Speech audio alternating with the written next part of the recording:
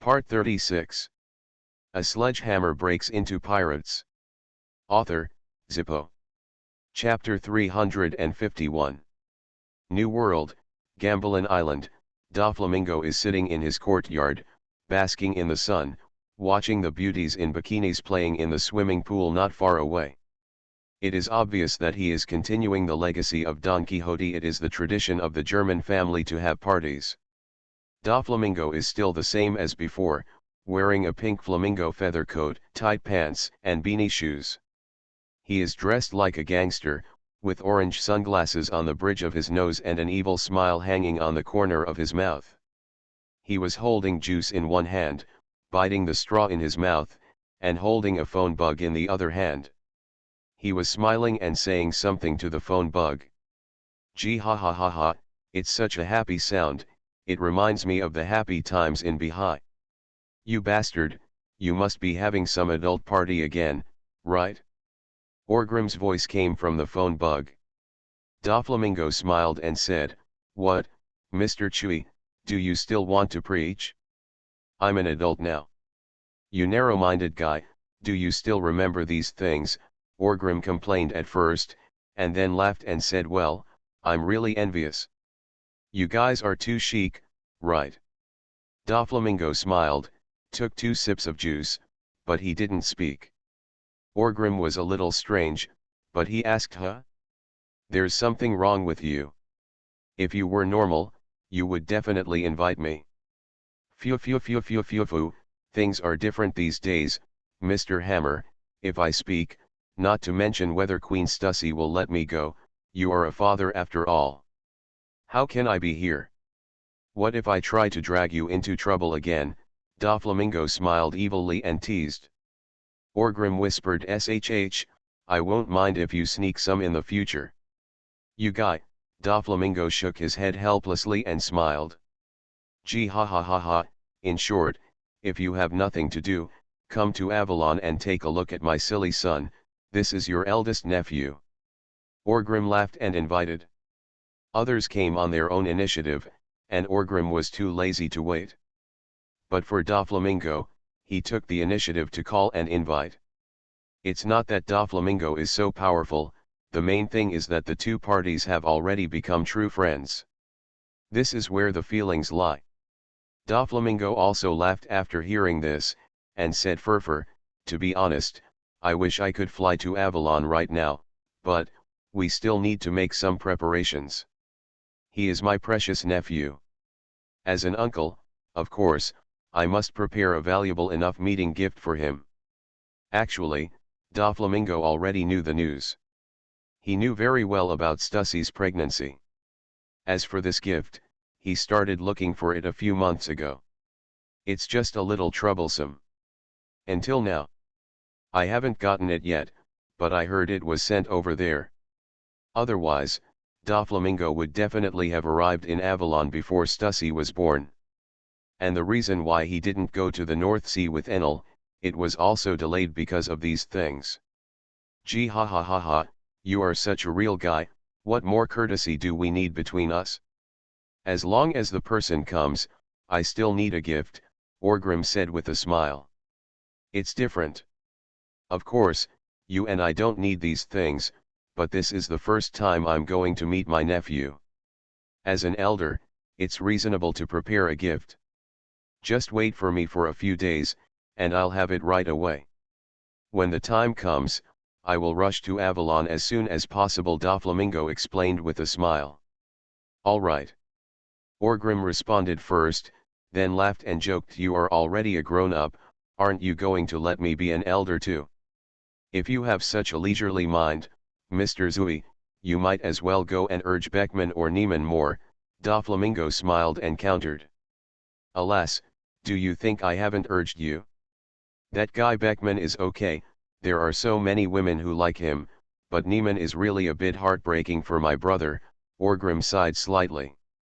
Beckman is handsome and powerful, and is the second in command of the Warhammer pirates. He is simply a Diamond King. He doesn't have to worry about Orgrim at all. As long as he wants to, he can always find the right person to follow him. Mary. It's Neiman, except for that face. She's really cute. Those muscles that are 3 points stronger than Orgrim are simply a magic weapon to persuade him to retreat. There is no shortage of those who want to be Neiman's sweetheart and will follow her, but can Orgrim like those bastards? Neiman is his most beloved sister. Even if he wants to find her, he has to find an amazing guy. But this is back to a vicious cycle. Awesome guy, everyone will be dissuaded by Neiman's strong muscles. Doflamingo also smiled helplessly and said, "Can I keep an eye on you for a while?" "Well, that's up to you." Orgrim responded with a smile. Then, before Doflamingo could speak, Orgrim said in a persuasive voice, "Dover, we have known each other since we were in Behi. We are friends. Of course you know very well who I, Orgrim, am. We all know the ins and outs of it. Have you never thought about it, that we could get closer?" A kiss.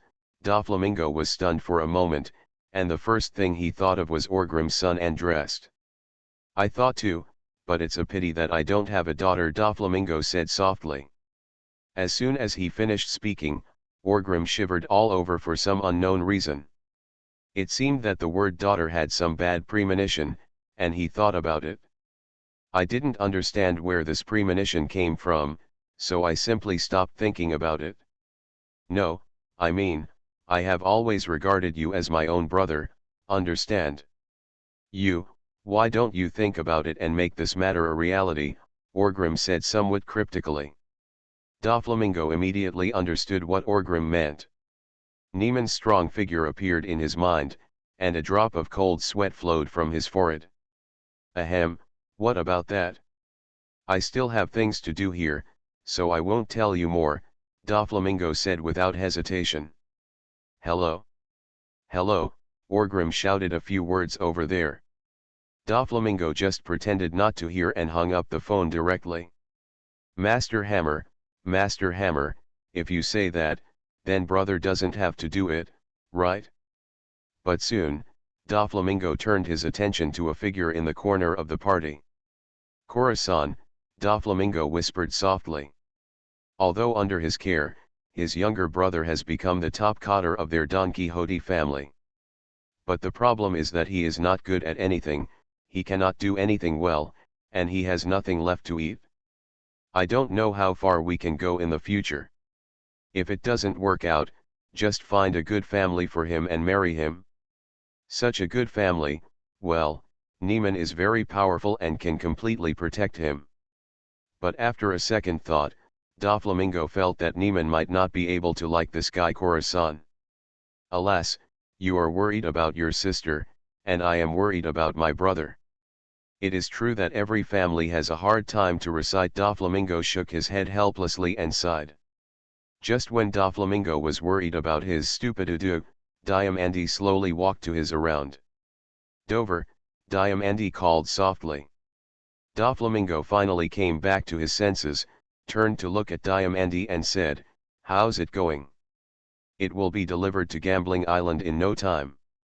Diamandi nodded and said, "Good, I know, prepare a ship to Avalon." Doflamingo smiled and gave instructions.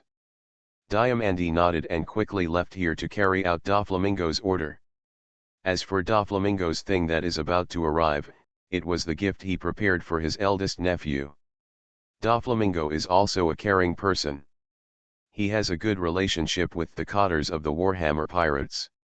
He is very knowledgeable about many things within the Warhammer Pirates, and no one will be jealous of him. Similarly, the Warhammer Pirates also know the Don Quixote family thoroughly. Just like the people of the North Sea always like to regard the Don Quixote family as a member of the Warhammer Pirates, in fact, it's not much different. No one treats anyone as an outsider. Therefore, Doflamingo has already found out clearly that whether Mr. Hammer is a boy or a girl, in short, there is a vague relationship between Boss Shiji and my hawk. The guy who became known as the world's greatest swordsman was planning to take this kid as his apprentice to train him. However, Shiji was already qualified to be a master, so in the end, he still didn't really compete with my hawk. This is the name of the master. In other words, Andrest of the Hammer family will follow the path of a swordsman in the future. After all, my hawk can't teach him to play with the hammer, right? And a qualified swordsman must have a worthy famous sword in his hand. During this time, Doflamingo prepared a famous sword for Andresto as a gift for their meeting. And this knife was the one Orgrim had met once on the Chambord Islands, Demon Sword Heart Crossing.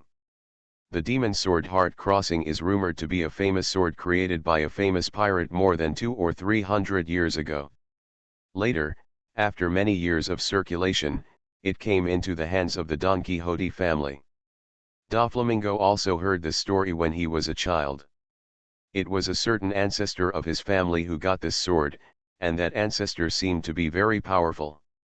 Later, for some unknown reason, this knife spread again. It was not until a few years ago that it reappeared in the world. It was passed to the hands of a great nobleman from an auction in the Chambord Islands. This great nobleman, through this sword related to the Don Quixote family, gained the friendship of the Don Quixote family in Merijo. To put it bluntly, he was begging for food from the Don Quixote family. So after so many years of going around in circles, this demon sword, Heart Crossing, once again returned to the hands of the Don Quixote family. Doflamingo, on the other hand, did not know what means he used to get this legendary sword out of Merijoy. He planned to give the sword to Andrest as a gift.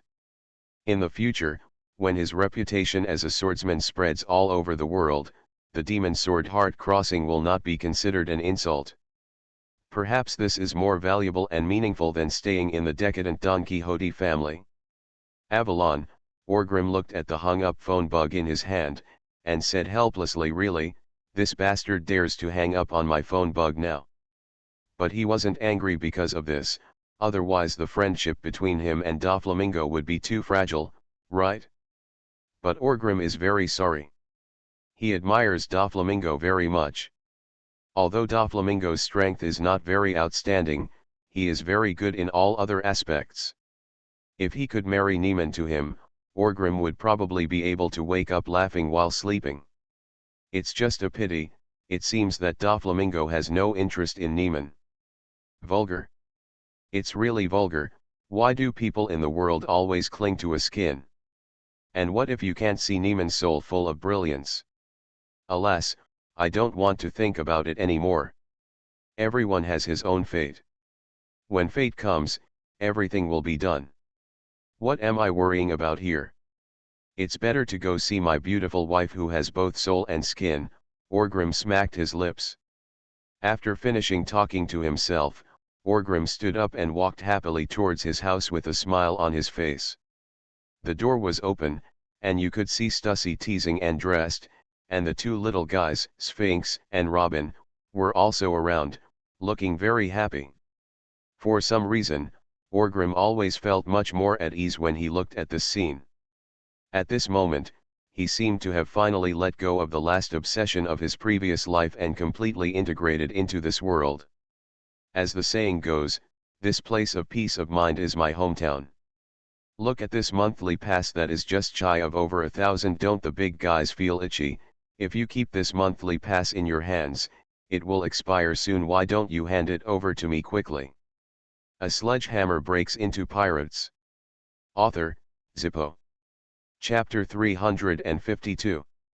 After taking a nap without being disturbed, Orgrim stretched his body a little sleepily after opening his eyes, and then he felt full of energy. The room was quiet. Orgrim called Stussy twice, but found that there was no response. So he stood up, got himself a cup of tea, drank it, and then walked out the door. Sure enough, as soon as you open the door, you can see a lively scene in the yard.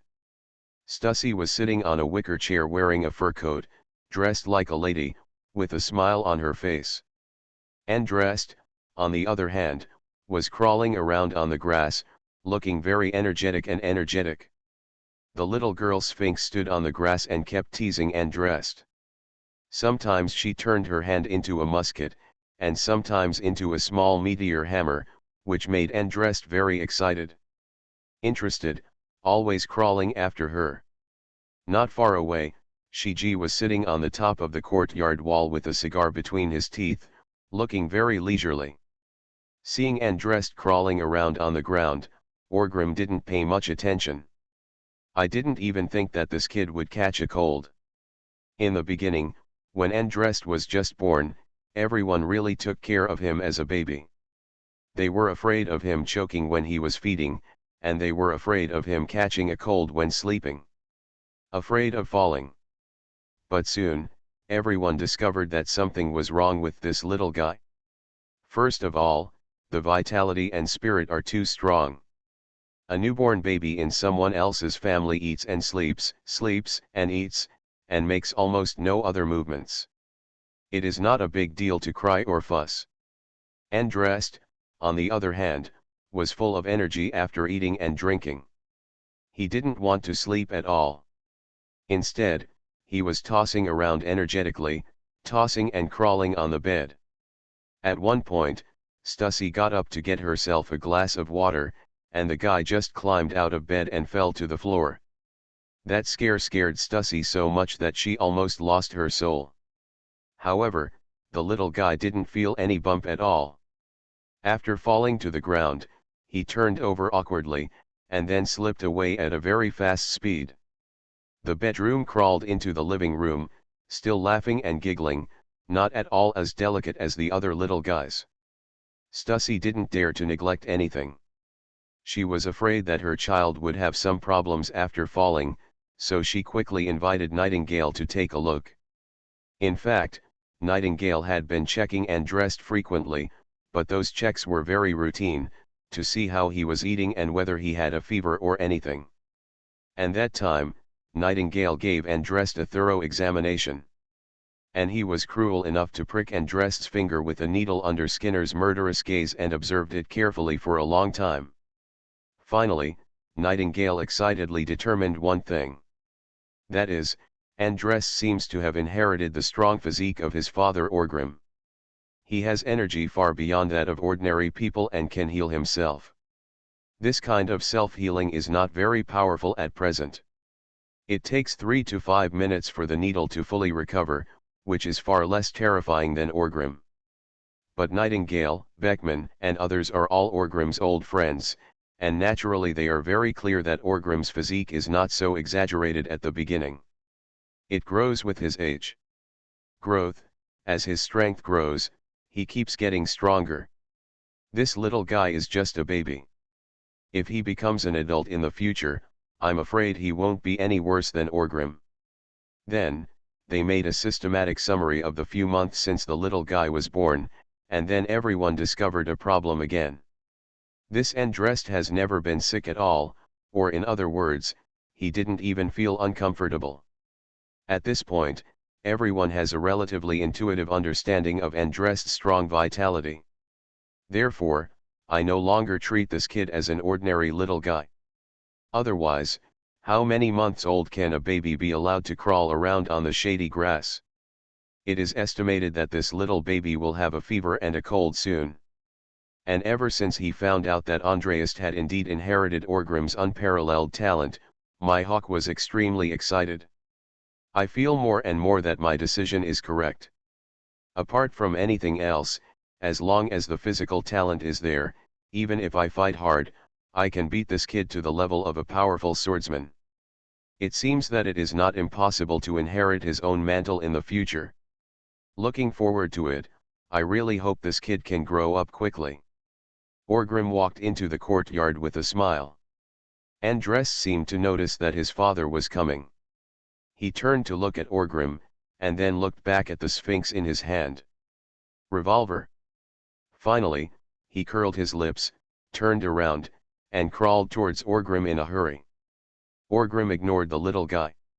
He was a boy, so he couldn't be spoiled too much. Andrest followed Orgrim's footsteps and crawled very quickly. In a short while, he caught up with Orgrim's feet. Orgrim was talking to Stussy at this time. Is lunch ready? Have you eaten? Orgrim asked. Stussy looked at Orgrim with some humor and said, Why do you eat and sleep all day long? Could it be that your physique was passed on to Andre? Andrei's baby habits have also been transferred to you as a father. Kazgaros Andrest, this is the full name of Orgrim's son, but the elders of the Warhammer pirates, including Shiki, Sphinx, Stussy, and others, all they prefer to call this boy Andrei. It seems that this can better show the intimacy between them and Andrest. Orgrim didn't care about this. Just when he was about to speak, he felt that his trousers were being touched. He tugged and looked down, and saw the little guy Andrest grabbing his trousers with one hand and raising his head, looking at him curiously. Orgrim smiled at him, and the little guy also he smiled stupidly at Orgrim.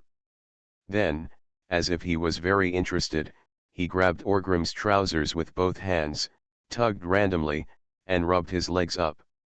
After a while, they were along Orgrim's legs. Mew's pants crawled up Orgrim's calves. Obviously, this was not the first time this happened. Orgrim ignored him at all, turned to Stussy and said eating and sleeping are natural. Well, is this still wrong? Stussy ignored him. Instead, she bent down from the wicker chair, stretched out her arms, and said with a smile, Andrei, come to Mom. Andrei, who was originally pulling Orgrim's pants up, heard Stussy's voice. Although he didn't understand the meaning of the words, he still showed a bright smile, silly and direct. He let go of his hand and responded to Stussy as if he wanted to hug him. As a result, he fell off Orgrim's pants with a snap, rolled around on the grass twice, and then looked around with a confused look on his face. After looking at it, he seemed confused. Why did he fall again? Orgrim looked helplessly at his silly son, while Shiji and others laughed. Stussy also laughed. She looked a little amused and a little distressed, but seeing that there was nothing strange about Andrest, she didn't care anymore. She took 2 steps forward and hugged Andrest. Stussy sat back on the wicker chair and said, not yet. In the morning, I received news from Doflamingo. He said that he was almost there, so everyone thought about it at noon, eat together when he comes. Oh? Is Dover coming? This guy said he had prepared some gift for Andrei, which was why it took so long. I asked several times, but they all kept it secretive. It's coming today. Orgrim said with a smile on his lips. After hearing the news about Doflamingo, Sphinx's eyes also lit up, as if he remembered something, and he said, I forgot about it. Forgot something? Orgrim turned his head and glanced at this little loli, stretched out his hand and tugged on her twin ponytails. The Sphinx glanced at Orgrim with some displeasure, then shook his head violently, and pulled her ponytails. After breaking free from Orgrim's evil hand, he said enthusiastically, when I went to Gambalin Island and asked for the weapon fruit from Dover, I said that I would give him the snow fruit in exchange. As a result, he refused, but I didn't give up and thought about giving it to him directly when I came back. Result. At this point, Sphinx felt a little embarrassed, and Orgrim and others naturally understood what was going on. There is no doubt that after this little loli came back, she ate the weapon fruit, and then she was immersed in her own world and completely forgot about it. But it doesn't matter. Dover happened to be here this time, so I'll just give the stuff to him, Sphinx said confidently. Orgrim ignored her, but touched his chin and said, if you think about it, that guy Enel should be back soon, right? Well, just for the past few days, the Sphinx answered. You know, Orgrim looked at the Sphinx in surprise. Because in his impression, the Sphinx has always been a very unreliable guy. Of course, what's so weird about that? I have a very good relationship with Enel, but it's a pity. He has become more powerful now, and I can't put an apple on his head anymore, Sphinx said with a matter-of-fact expression. Orgrim opened his mouth, wanting to say something, but in the end he did not speak. You little guy, you just unilaterally feel that you have a good relationship with him. Having said this, Orgrim thought of Lucci again, so he asked, how is your relationship with Lucci? Of course it's good, right? Because after Enel is gone, Lucci can put an apple on his head. The Sphinx looked at Orgrim with an expression like, why would you ask such a stupid question? Orgrim was really sure now, it was indeed one-sided. Because Orgrim is very clearly, Lucci said that Sphinx belongs to the devil woman, which is not the good relationship that Sphinx imagined. Just when everyone had nothing to do and was talking nonsense, Gangplank came out of the courtyard. Walked in from outside the door. Come, Mr. Chui, there are guests at the port. As soon as Plank entered the door, he shouted. Then, he saw and dressed in the arms of Queen Stussy. He looked very kind again, ran over and started teasing. After all, Gangplank is also the core cotter of the Warhammer pirates. He came to say that a guest was coming, so he must be an important person. Orgrim thought about what Stussy said about Doflamingo just now, and a smile appeared on his lips. Oh? Is he finally here? I have been waiting for him for a long time. Plank, after hearing this, he was stunned for a moment and asked in surprise, Master Zui, when did your relationship with that guy get so good? When? Hasn't it always been good since Bihai? Orgrim also responded somewhat strangely. North Sea, Gangplank was stunned. Didn't I come out of the North Sea with you? I don't remember it so much. Thinking of this, Gangplank asked with some uncertainty, I remember Mr. Hammer, you dislike him very much. We are in Bihai, have you ever interacted with Kaido? Why don't I remember? We are in the north. Orgrim was stunned when he said this, and then his expression suddenly changed. Who did you just say? Isn't it Dover? Is it Kaido? Yes. Kaido is here. News came from the port that his ship was slowly approaching the dock. Plank responded quickly. I'll do it. Orgrim couldn't help but curse. This guy Kaido, since his son was born, he didn't even hit a phone bug. Orgrim thought he was busy with something, or didn't notice at all. These things. With the intention of doing more than doing less, Orgrim did not contact Kaido so as not to be reminded of him. The result was good. This guy ran directly to Avalon without even saying hello. Wanted you know, his identity is very special. If Orgrim hadn't known that this bastard guy didn't have malicious intentions, this kind of behavior might have triggered a war. I knew you bosses had a chance to survive. Come on, it's the last 2 days anyway, give me all your monthly flowers tickets. You are listening to Novels at Bless Up channel. Wish you happiness and luck. How do you feel about this novel? Please like and leave a comment. A sledgehammer breaks into pirates. Author, Zippo. Chapter 353. Kaido arrived so quickly that Orgrim was not even prepared. This guy was already laughing all the way to the Warhammer Pirates station. Judging from his familiar appearance, he seemed to come here often, but in fact, he only came here once. No one stopped him along the way. On the contrary, Aaron, a bastard, helped him along the way. After all, the core members of the Warhammer Pirates all know that the relationship between Orgrim and Kaido is only one that Kaido thinks is very good. In fact, his hammer master particularly dislikes Kaido, a clingy old goblin. But the little cotters below don't know the truth. They only know that their pirate group and the Beast's pirates have a friendly and cooperative relationship.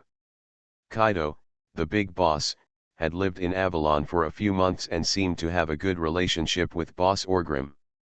When he left, Boss Orgrim personally sent him to the port. That expression looked like he was about to cry, and he looked like he was reluctant to leave.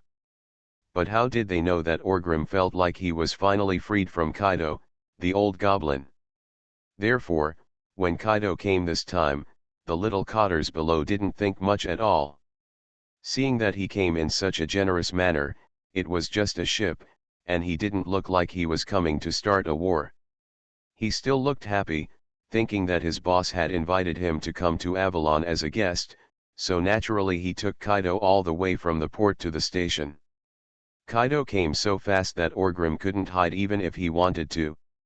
He even deeply suspected that Kaido, the bastard, had realized that he didn't want to see him, so he didn't even say hello. Suddenly, he came running. Did this guy also realize that if he said it in advance, he would run away? Before anyone arrived, the sound came first. Orgrim didn't even leave the courtyard. Kaido's heroic laughter came from outside the courtyard. Ha ha ha ha ha ha, sage brother Orgrim, don't be surprised if brother you comes here uninvited. Kaido walked into the courtyard with a smile. He was still so majestic and domineering, looking extremely strong. Although Orgrim looked disgusted in his heart, Kaido was already here, so he couldn't chase them away. Right? Therefore, relying on Stussy the actor's self-cultivation, Orgrim was also possessed by an actor at this moment. There was a look of surprise, excitement, and expectation on his face, and he laughed. He looked at Kaido and said, "Gee ha ha ha ha ha, what are you talking about? Boss Kaido, you can come to Avalon. That is a great blessing for our Warhammer pirates. How can we say something strange? Come on, come in." As he said that, Orgrim looked very happy and walked up to him. Kaido also opened his arms and strode over, bent his waist, and hugged Orgrim directly. The two patted each other on the back, looking very affectionate, as if not doing so would not reflect the sincere brotherhood between the two. Oops. Brother I'm really ashamed. I knew there was a big event in your family, but I came so late. Kaido said with a ashamed look on his face. Orgrim felt as if he was constipated. Don't be ashamed. If you don't come, I would be so thankful. I was just wondering. I thought you didn't notice this, Boss Kaido, or you were busy with something else. I wanted to say a few words to you, but I was afraid of disturbing your business, so I never did. Contact you, Orgrim also said with a very ashamed expression. Kaido didn't think much about it. He thought he had a strong relationship with Orgrim. Of course, he didn't expect that Orgrim didn't want to contact him at all. He just thought that Orgrim didn't want to contact him at all. What Orgrim said was true. So Kaido smiled and patted Orgrim on the shoulder and said, "It's an outsider, it's an outsider. What else can we two brothers say? Next time something like this happens, please notify me as soon as possible. No matter how busy I am, I can't delay your affairs. Otherwise, how can we still be brothers?" What he said was sincere, and it made Orgrim feel a little ashamed. Thinking about it carefully, Kaido, besides being a shameless guy who always calls himself foolish brother, is also a bit clingy. Besides, there didn't seem to be anything bad about it, at least it was very real to him, Orgrim. But soon, Orgrim put an end to this idea in his mind, and ignored Kaido. Orgrim mew. Otherwise you will never have peace in the future. What if this guy lives directly in Avalon? Orgrim also said happily, "I know, I will definitely do it next time, but Boss Kaido, you too, why did you come so suddenly? Next time, you should say hello to me in advance. As a result, I didn't have time to prepare anything. Doesn't it seem rushed? How good is this for you? Also, if I'm not in Avalon, wouldn't it be a waste of time to call Boss Kaido?" Kaido was stunned for a moment when he heard this, and thought that this was what happened. There was no need to prepare anything like this. He felt that he and Orgrim were such good brothers, doing this would actually seem a bit polite. But what if Orgrim is not here? Yes, brother, you are right. I was rude, brother. I will definitely say hello to you in advance next time. Kaido nodded quickly and said. Orgrim laughed again. Yes, you have to say hello to me in advance so that I can run away in advance. At this moment, another person appeared outside the courtyard door. A cute little figure appeared. This little guy looks very cute. He has horns similar to Kaido's on his head. He has a soft and cute expression, and his big watery eyes are rolling around. He looks like a curious baby. In front of the door of the courtyard, half of his body was exposed and he looked in. Orgrim was stunned for a moment. He couldn't remember when he adopted such a cute little loli. But he felt that this little guy looked familiar, as if he was here. I've never seen the same thing before. In fact, Orgrim actually saw Yamato, but at that time, Yamato was just a newborn baby, and he looked different from what he looked like now. Children change every day. But soon, Orgrim realized, isn't this the daughter of Kaido? Oh? Yamato? Orgrim said with some surprise. Kaido also looked very happy, patted Orgrim on the shoulder and said, "Ah ha ha ha, dear brother, do you still remember my family's Yamato? Gee ha ha ha ha, isn't that natural? Yamato is so cute, who could forget him?" Orgrim laughed and said. Kaido was very happy to hear this and waved to Yamato. "Come on, Yamato, call me Uncle Orgrim. He hugged you when you were a child."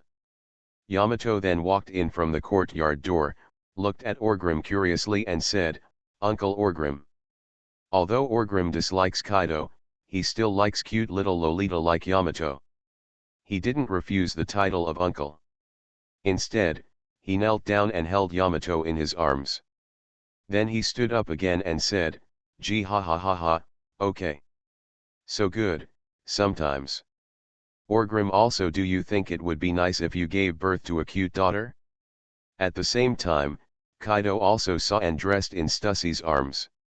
Unlike Orgrim, Kaido prefers his son, so his way of raising Yamato is more like his son's. Therefore, Yamato's character is more boyish. At this time, after Kaido saw and dressed, he also had a smile on his face and strode over. "Ah ha ha ha ha, is this my good nephew? She looks so good looking. Come on, let your uncle hug you," Kaido said, while nodding to Stussy. Stussy actually had a smile on her face. She didn't have as many thoughts as Orgrim. She just felt that Kaido liked her son. Then just a good guy. Snored. "Be gentle, if you hurt my grandson, I will never finish with you," a cold snort passed into Kaido's ears. But Kaido didn't even look back. He carefully took and dressed from Stussy's arms and said, "Shiki, after all these years, you still have such a bad temper." As soon as he arrived in the courtyard, Kaido found Shiji sitting on the other side of the wall. However, seeing that Shiji didn't want to talk to him, Kaido didn't talk to Shiji either. "Who is not a proud little boy? Publicly held? You have changed a lot," Shiki sneered. After saying that, he had no intention of talking nonsense to Kaido anymore. He nodded to Stussy and Orgrim, and floated up very lightly, directly from the wall. Fly away. As for the relationship between Kaido and Orgrim, Shiki also knows about it, but he doesn't object to anything. On the contrary, he is secretly happy. "Orgrim is the younger generation of my family, you Kaido aren't the people who call him brothers my juniors. I, Shiji, have grown up a generation in vain. Why should I be unhappy?" Kaido is holding Andrest, and Andrest seems to like him very much. Like Kaido, he even reached out to grab Kaido's beard and actually pulled out a few strands. Kaido, on the other hand, didn't care at all and said with a smile, "What an energetic little guy. It looks like he's very strong, with a bit of courage like you." Orgrim reached out and pinched Yamato's chubby cheeks, and said with a smile, "You little guy is not like your dad, he is much cuter than him." Yamato seemed to like Orgrim very much, and said happily, "Huh, I'm 10,000 times cuter than dad. No, 1,000,000 times.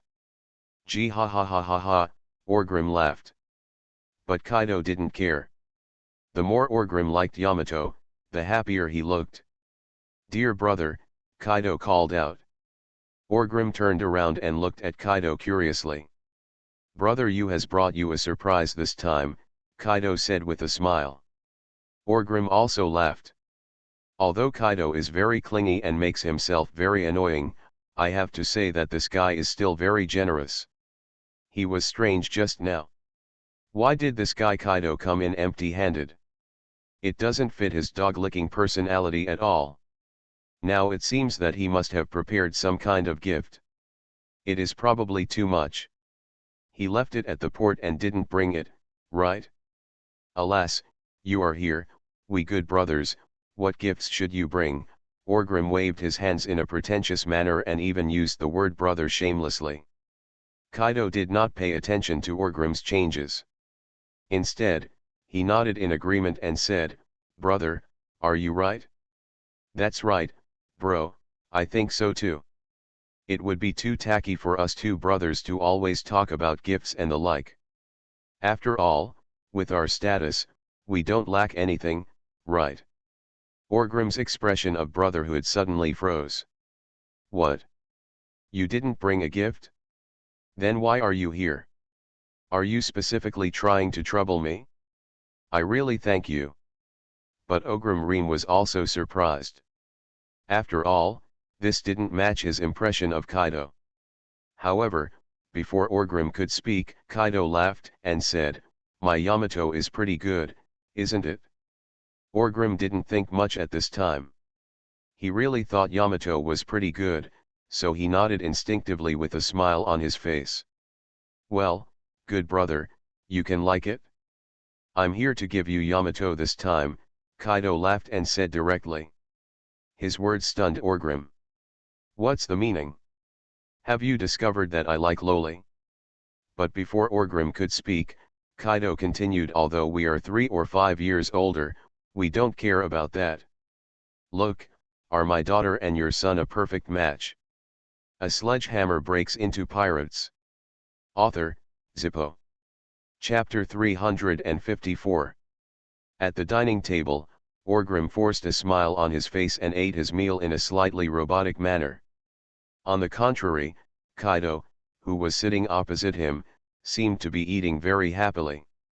The rest of the people were also talking and laughing, and seemed to be in a good mood.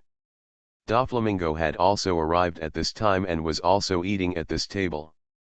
He looked at Orgrim with a strange look, then at Kaido, and finally at the small table on the other side, where Yamato was feeding and dressed with bottles in his hands. Why is the scene getting weirder and weirder? After the lunch where host and guest enjoyed themselves was finished, Kaido excitedly went to play with and dressed, while Orgrim hurriedly started a discussion with his friends about what Kaido had just said. The marriage proposal discussion. Orgrim didn't directly agree to Kaido's offer, but he didn't directly reject it either. All I said was to let the two children stay together for the time being. God knows what kind of relationship a baby and a 3 to 5-year-old loli can have. Kaido, on the other hand, is not particularly anxious. He also knows that this is not a trivial matter and Orgrim needs to think about it carefully. Sitting in the living room, Beckman, Neiman, Sphinx, Mihawk, and Doflamingo were all there. The rest of the cotters were busy with their own business. After all, this matter did not require everyone to participate. Mihawk has a somewhat novel appearance.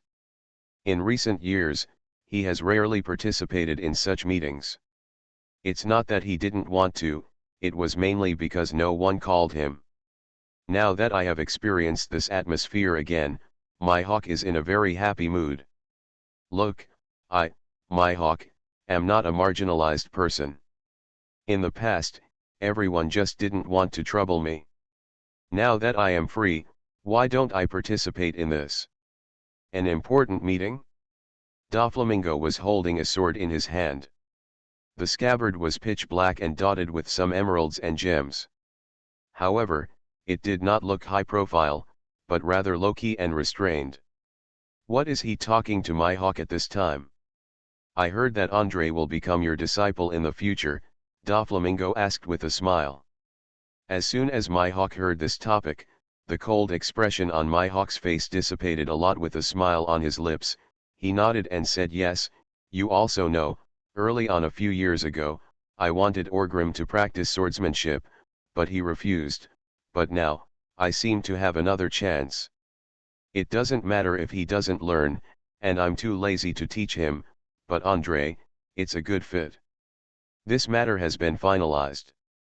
With your guidance, Andre will definitely become a powerful swordsman in the future. As a swordsman, how can he not have a good sword worthy of his status, Doflamingo said with a smile. Mihawk also nodded, and then said I think so too. During this period, I am investigating where there are famous swords, and then I will get one. Phew, why don't you thank me more quickly?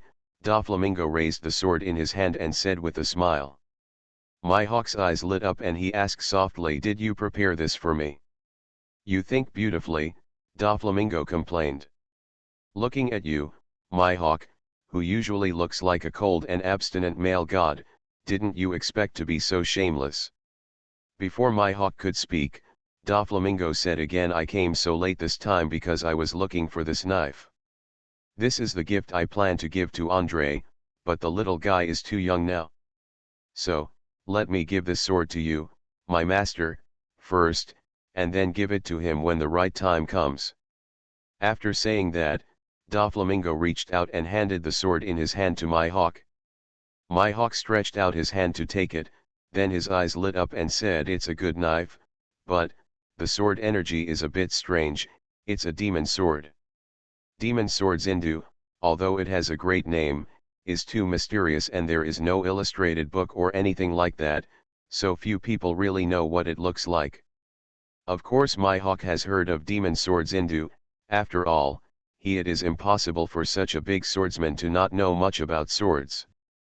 But he has never seen the demon sword Xindu. He is indeed a man who is about to become the #1 swordsman. Can you feel the demonic aura just by grabbing him casually? Doflamingo said with a smile. In this world, there are some weird chis, and among them, swordsman is the most sensitive to this kind of chi. For example, Zoro will be able to the imperial aura is used to perform the 9 swordsman style. Although Mihawk does not play with the demon sword, he is still very sensitive to the aura on the sword. If it weren't for the good relationship between you and Orgrim, I would really doubt whether your attempt to give this demon knife was for Andre's benefit or for him. Mihawk smiled and said. Will I harm him? Doflamingo curled his lips, then smiled and said, guess what kind of knife this is. If you can get it, it should be a rare famous sword. It has a strange aura, and it is a demon sword, but it is not consistent with the One series. This dark-toned aura, it looks a bit like the legendary Murasame. As he spoke, Mihawk raised his hand and flicked the handle of the knife with his thumb, and the knife revealed a finger-long blade. The blade was still dark in color, with a touch of emerald green. Even though only one finger was exposed, the cold evil aura was very strong, making Mihawk squint his eyes slightly. Not Murasame, Mihawk murmured softly. The demon sword Murasame is also famous in the world, but that sword has a special characteristic, that is, it is extremely cold, and it is said that the materials are no longer exquisite. Once the knife is unsheathed, the cold air will automatically condense the moisture in the air, making the blade extremely moist. Within 3 to 5 seconds, water will condense and drip from the tip of the knife. Therefore, after the knife sees blood, it does not need to be wiped and taken care of by the owner like other swords. The water on it will automatically wash away the blood. It's like being washed away by a night of village rain and restored to the original state. This is also the origin of the name of the demon sword Murasame. The knife that Mihawk was holding at this time had a strong evil aura, but it did not condense water vapor, so Mihawk ruled out Murasame's knife at a glance. Then, he looked at it carefully again, his eyes lit up and said, so that's it, it turns out to be it. Doflamingo looked at Mihawk with some surprise and said, do you recognize it? Born in the Don Quixote family, Doflamingo certainly knew something about the demon sword heart crossing, and he also knew that this sword, although he has a great reputation, not many people have seen him. I thought I could stump this guy Mihawk and then show off or something. Can you recognize this? In the legends, holding this sword, you can step into the realm where the sword cuts the body and the heart cuts the soul. When you cross others, you cross yourself first. Demon knife, heart crossing, my hawk murmured softly. His eyes were full of love for this knife. You actually recognized it, Doflamingo said with some surprise. What does it mean? I am a world-class swordsman. Isn't it normal to recognize a sword? My hawk said with a matter-of-fact expression. Doflamingo looked a little embarrassed, then shook his head and said, this sword is rarely seen in the world. Well, that's true. If you don't grasp the handle of the knife, you will feel something strange. I can't be so sure.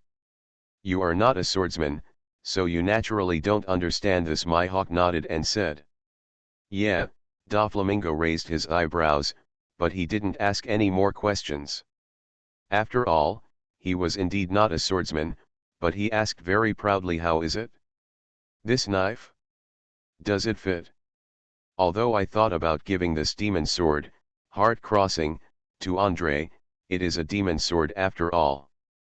If there is anything bad about it, forget it. This is why Doflamingo gave it to him first. The reason why the knife was given to my hawk is because my hawk is the strongest swordsman among the people Doflamingo knows. If he can't tell whether there is something wrong with the knife, others will be confused. My hawk nodded and said, it's very good, it can even be said to be quite good. As for your worries, it's nothing. The demon sword, after all, is a sword. Since it is a sword, it must be used by the swordsman. This concept is no different from power. Whether it is the power of evil or the power of justice, the role it plays depends on the person who uses the power. Maybe ordinary people cannot suppress this knife. But as a child of Orgrim and a disciple of my hawk, it would be outrageous if he couldn't even hold a knife firmly. Whatever you think is appropriate. Doflamingo was completely relieved. As soon as the topic was over, Doflamingo looked at Orgrim again and asked in a low voice, what happened before I came? Why is Kaido here? My hawk smiled and said, Kaido probably came a little earlier than you, but what happened? After a pause, my hawk said, Kaido is going to marry his daughter to Andre, and Orgrim is hesitant and worried about it now. Doflamingo was stunned. Damn it, is there such a good thing? Yes, good thing. From Doflamingo's point of view, if nothing else, this is definitely a good thing for his Don Quixote family, and even a good thing for the Warhammer pirates. If Kaido's daughter and Lord Hammer's son become in-laws, then the Warhammer pirates and the Beast pirates have a direct marriage relationship. And judging from Kaido's current attitude towards Orgrim, this is not a superficial marriage relationship like Charlotte Lingling and the others at all, but a true marriage. Do I need to mention the benefits here? Is there anything to hesitate about? Doflamingo frowned slightly and asked. My hawk smiled and said, I think Orgrim is afraid of Kaido. At this moment, Orgrim also sighed, put down the teacup in his hand, and said, everyone, that guy Kaido wants to marry his daughter to Andre, don't you have any ideas? Beckman lit a cigarette very casually, then slowly exhaled a puff of smoke and said, I think it's pretty good, isn't it? The pros outweigh the cons. Sphinx also nodded matter-of-factly. In fact, she didn't think much about it at all, and she couldn't understand anything.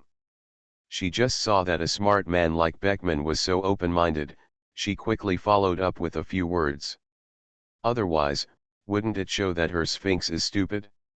Of course, she is also very supportive of this matter, not because of any considerations, but because she just thinks it is very interesting. Orgrim glared at the Sphinx fiercely, then looked at Neiman and said, what do you think? Neiman touched her chin, and then said, I don't think there's anything wrong with it. Orgrim was a little sad. It seemed that he was disappointed with these three people, and he looked at my hawk and Doflamingo again. My hawk ignored him at all, and instead rubbed the demon sword Shindu, looking like he loved it very much. As for Doflamingo, Orgrim no longer wanted to ask, because he already knew his answer by looking at his excited and happy look. Don't you think about it more, if this kind of marriage is really achieved, wouldn't Kaido become Andre's father-in-law in the future? According to what he meant, he still wanted to keep Yamato here. Then, he would have a perfect excuse to come to Avalon more often. Don't you mind this? Orgrim asked with a look of hatred for steel. Beckman and others shook their heads at the same time. Why do you mind? Kaido will only stick to you when he comes, but not to us, so we don't care. As for you, anyway, you are very free, so why not join Kaido? It can be considered a contribution to our Warhammer pirates. Yes, at this time, Beckman and others sold Orgrim without hesitation. Looking at the expressions of traders like Beckman and others, Orgrim felt very tired. How about I run away from home? What happened to the Warhammer pirates? Why is it so strange? What about the promised companionship? In this cold world, is there any place for me, Orgrim? Shivering. When will I, Orgrim, really stand up? A sledgehammer breaks into pirates. Author, Zippo. Chapter 355. Kaido took his daughter as a guest in Avalon, which made Orgrim miserable. At this time, we are at the base camp of the Big Mom pirates, Totland Cake Island. In the huge castle, Charlotte Lingling was eating cake. However, the way she ate was ugly, with cream all over her hands and mouth, but looking at her expression, she was indeed very satisfied, and she seemed to be in a very happy mood today. Just as Charlotte Lingling was eating the cake happily, Katakuri walked in silently from the door. Charlotte Lingling glanced at him first, but ignored him and continued eating the cake. Katakuri didn't say anything to disturb his mother's mood, and stood quietly waiting below. Although the cake was very big, as high as 2 stories high, it was not bearable for Charlotte Lingling, a bulimia patient. In a short while, Charlotte Lingling finished the huge cake, leaving the scene in a mess, as if it had been gnawed by a pig. He burped with satisfaction, and a burst of stomach acid floated out of his mouth. Charlotte Lingling picked up the napkin on the table, wiped the cream on her arms and lips, looked at Katakuri and said, "Have you checked it out?" Katakuri seemed to have already Charlotte Lingling's inquiry was expected. As soon as the words fell, he said directly, "Check it out." It can be seen that his domineering power of knowledge seems to have the ability to foresee the short-term future. Over the years, Katakuri's strength has become even stronger. "Tell me." Charlotte Lingling threw away the napkin in her hand and said casually. Katakuri nodded and continued, "It is true that, as Vinsmoke Geiji said, the Warhammer pirates have passed through the Don Quixote family. I had contact with him, it was that Enel Almirode." Charlotte Lingling's eyes became slightly colder.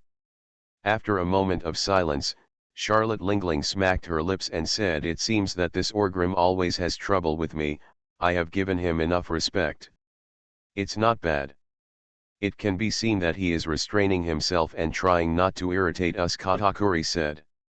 Charlotte Lingling nodded, and then asked, "Then what?"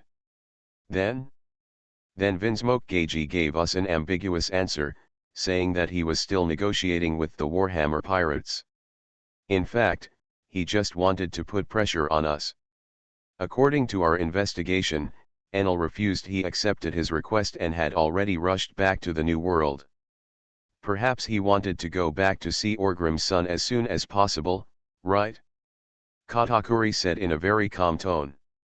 That guy Geiji had a good plan. Charlotte Lingling smiled and said. She was not angry that Geiji would use the statement, because it was reasonable. "So that guy hasn't let go yet, has he?" Charlotte Lingling asked again. Katakuri nodded, and then said, "Yes, he has killed that condition, unless we withstand the pressure of the world government in the North Sea and help him find a fixed area territory, otherwise he will not agree to our request and marriage." It's funny to say that this marriage, in the end, turned out to be Charlotte Lingling marrying a daughter to Gaoji, and Gaoji becoming her son-in-law. But Gaoji doesn't care about this kind of thing at all, let alone treat it as an ordinary. He is a son-in-law. As long as he is not a bride-in-law, as long as he can help him realize his long-cherished wish in the Germa kingdom, he doesn't mind if he asks Charlotte Lingling to be his old godmother. Again, he is too tired and he doesn't want to work hard anymore. But it's still the same request. As long as Charlotte Lingling doesn't agree to help him seize a fixed territory, he, Vinsmoke Gagey, will not hang out with the pirates. Because that is the real gain, and he sees it now. He seems to be in a very desperate situation, but he is not at the end of his rope. After all, he is still a franchise country under the world government, and he is also a small boss in the dark world.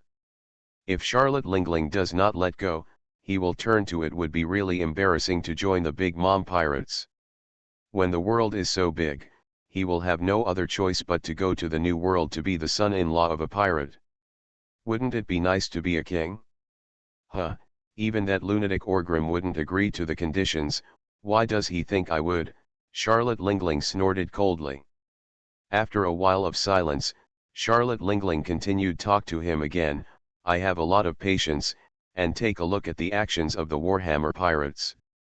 Since Orgrim doesn't want to push us too hard, let's not be so anxious. The situation is not very favorable to us. I need more time to make us stronger. Yes, Mom, Katakuri said. Okay, that's it. Charlotte Lingling waved her hand and said. Katakuri nodded, and then silently retreated. After Katakuri left, Charlotte Lingling looked at the scattered cream on the table, feeling a little reluctant to part with it. She reached out and wiped it on the table, put it in front of her face, stuck out her tongue and licked it. But before her slightly funny move came to an end, Katakuri's figure came out of the door again. Walked in. Charlotte Lingling's face froze. I also want to save face, okay. Didn't I let you go down?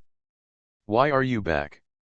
Katakuri's expression was also a little embarrassed, but he knew that he had to pretend to be nonchalant at this time, otherwise if his mother got mad, he wouldn't be able to carry her around. Therefore, Katakuri suppressed the embarrassment in his heart and said with a very calm expression, Mom, the latest information, I think maybe we need to make some changes. Seeing Katakuri's calm look, Charlotte Lingling was no longer angry, but asked in a deep voice what information. Kaido went to Avalon, Katakuri said softly. Charlotte Lingling was stunned for a moment and frowned slightly, but thinking about it carefully, this didn't seem to be anything particularly new. Then what? Charlotte Lingling asked again. Kaido went to Avalon with his daughter Yamato. Katakuri said with a slightly serious face. Charlotte Lingling's originally calm expression suddenly became horrifying, and she asked in a deep voice, is this true? It's absolutely true, there is already detailed witness information. Katakuri nodded without hesitation. That guy Kaido came to Avalon so generously that Orgrim was confused by him, so naturally he couldn't receive him in secret. Then, he took Yamato all the way from the port to the Warhammer Pirates station, and I don't know how many people saw him. Avalon is also a well-informed super pirate paradise. Apart from the information in the station, the rest of the information is also it is not very confidential, so with the Big Mom Pirates industry-leading intelligence capabilities, they can receive the news immediately. Kaido goes to Avalon, which is nothing. But Kaido takes his daughter here at that time, entering Avalon. Charlotte Lingling certainly could not fail to see the problem. After all, her Big Mom Pirates were the masters of the marriage world. For the Warhammer Pirates, Orgrim's bastard son just a few months after she was born, you, Kaido, took your daughter to Avalon. Do you need to say more about the meaning of this? Did those two damn bastards reach this point after all? Charlotte Lingling said in a deep voice. Although from the time Kaido invited Orgrim to meet with the Kingdom of Wano, Charlotte Lingling had already had a hunch that these two bastards would get together sooner or later. This paragraph over time, most of the sense of crisis and pressure she has endured came from the friendly relationship between Kaido and Orgrim. After all, Charlotte Lingling really has nothing to fear in one-on-one situations. But in the end, The two bastards have still come this far. Charlotte Lingling doesn't understand Orgrim's sense of Kaido. Therefore, in her opinion, this kind of thing can benefit both sides, and Orgrim is both public and private. There is no reason to refuse. So once Kaido makes this request, I am afraid that the Warhammer pirates will immediately agree. And from now on, the two pirate groups will no longer be purely friendly and cooperative. They have taken a solid step towards an alliance, and even a stronger alliance. Although they had expected it, they did not expect it to come so fast. A ruthless look flashed in Charlotte Lingling's eyes, and she said the matter has come to this, and we can't wait any longer. We must strengthen our strength as soon as possible. Go and tell Geiji that I agree to his request and let him come to the New World and marry Compert as his wife. Become the Queen of Germa. Charlotte Compert is Charlotte Lingling's eldest daughter, and the daughter who looks most like her. You can imagine how beautiful she is. I don't know if that guy Geiji is willing to be wronged. Myself. If you don't want to work hard, you have to endure the pain. Katakuri's expression changed slightly, and he persuaded Mom, at this time, we should not be enemies of the world government. Of course I know, Charlotte Lingling said without hesitation. At this time, how could she withstand the pressure from the Warhammer pirates and the Beast pirates and go against the world government in the North Sea? Isn't there something wrong with this? But Charlotte Lingling is now eager to put the Germa kingdom into her mouth. I promised him this matter, but I didn't say when it would be done. I promised it in 10 years, and I promised it in 20 years. As long as there is a chance, I will fulfill it. The top priority is to win the Kingdom of Germa. In this way, our strength can be quickly increased to deal with those two bastards Orgrim and Kaido, Charlotte Lingling said in a deep voice. Only then did Katakuri realize. Yes, although we have promised you, the time can be determined. Helping you tomorrow is also a promise, and helping you 10 years later is also a promise. But, what if Geiji insists on limiting a time? Katakuri asked again. After all, Geiji is not a fool. Charlotte Lingling's eyes flashed with a fierce light, and she said with a ferocious smile, tell him, you can promise him, and tell him about Kaido and Orgrim, so that he understands that I am in a hurry and have already it's to the point where you're so hungry. After a slight pause, Charlotte Lingling said again, as long as Germa comes to Totland, everything is not up to him. If that idiot Geiji is wise, I will recognize him as a family member. If he dares to gibberish, after I capture Germa, I will be the first to kill him and let Compert be the one. Queen. Katakuri was a little confused. Would Vinsmoke Geiji be fooled by such a plan? As if seeing Katakuri's doubts, Charlotte Lingling said directly, you don't understand how paranoid will people who have been depressed for many years and have no hope be when they grasp the last straw. He will agree. Will Geiji agree?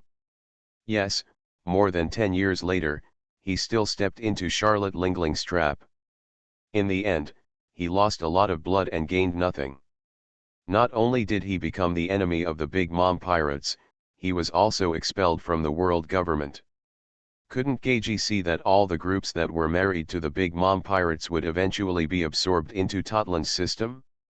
It was impossible not to see that, but he still chose pretending not to see it is for no other reason than paranoia and luck. And Geiji is indeed a bit stubborn. People who are stubborn often cannot see the situation clearly.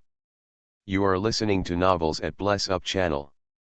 Wish you happiness and luck. How do you feel about this novel? Please like and leave a comment. A sledgehammer breaks into pirates. Author, Zippo. Chapter 356. North Sea, Germa's War House. At this time, Geiji was sitting on his lonely throne, holding a phone bug in his hand. His eyes were shining, and his expression was somewhat uncontrollable excitement. Of course, I will give Compert the position of King and Queen of Germa as a symbol of the marriage between us and represent my sincerity in the Kingdom of Germa, Geiji said softly with an evil smile on his lips. On the other side of the phone, Katakuri's slightly cold voice said, "It's best this way.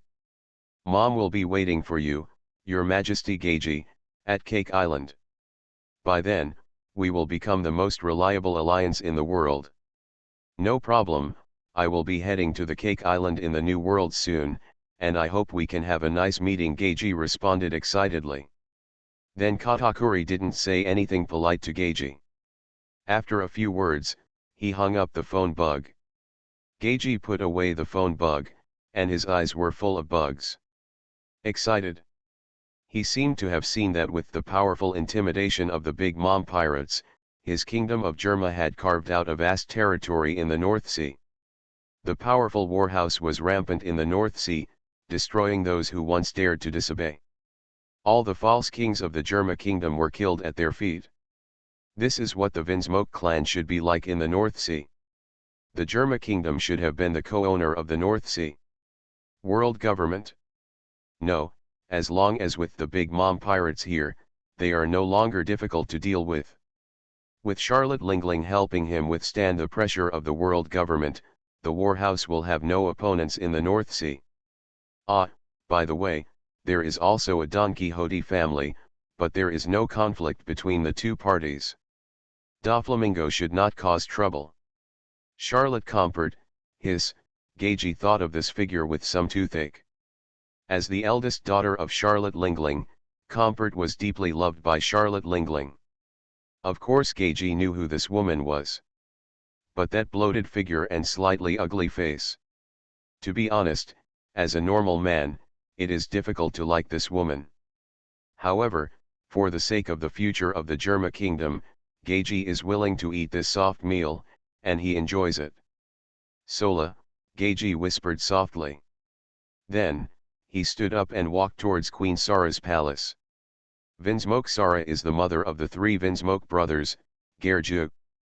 At this time, Sara was already seriously ill. The reason why she is in poor health is because of Sanji. In order to make Sanji a normal person, Sara took a medicine that resists Germa's genetic technology, causing Sanji to become a failure. At the same time, because she also suffered serious side effects from this medicine.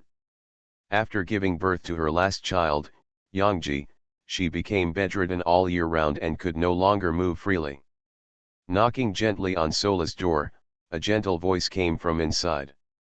Geiji's cold eyes softened a little, and he slowly opened the door and walked in. Sara has golden hair and looks very virtuous and gentle. She is a standard beauty. Although she has given birth to 4 children, she still has the face of a girl. If it weren't for the mother's aura about her, she would look like a little girl in her early 20s. "Sola," Geiji murmured softly, with a gentle smile on his face. "How did you come?" Sara asked with a gentle smile on his face. Although Geiji is a very ruthless person, he can be so ruthless as to use genetic technology to transform his children into monsters. One can imagine how powerful he is. He was ruthless. But only when facing Sara, his heart was full of tenderness. In this damn, crazy evil world, the softest thing in Geiji's heart was Sara. Unfortunately, Sara's body was, with each passing day, even the technological power of the Germa kingdom could not eliminate the pain in her body. Geiji could only watch his beloved woman become weaker and weaker day by day. In the original story, Sara soon became he would pass away, and since then, Geiji has become more ruthless, and also hates Sanji very much, because he blames Sara's death on Sanji, thinking it is Sanji's failure. Sara is dead. As the king of Germa, he can be said to be extremely powerful. In his prime, if he wants to find another queen, it is actually a very simple matter.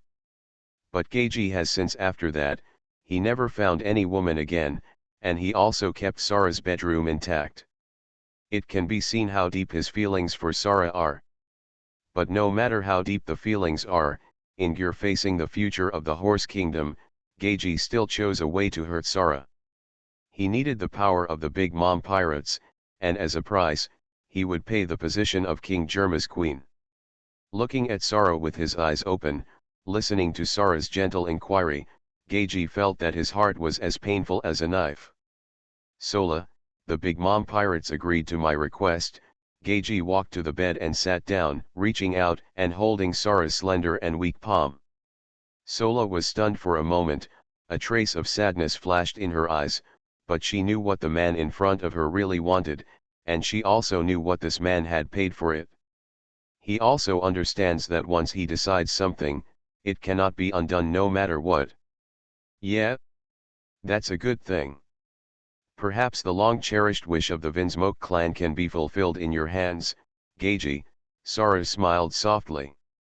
Hearing these words, Geiji felt even more painful. His expression was a bit uncontrollable and ferocious, and he said in a low voice, "You can be angry, you can scold me, you know, I will do this at what cost, the advanced technology of the Germa kingdom, and the position of queen that originally belonged to you."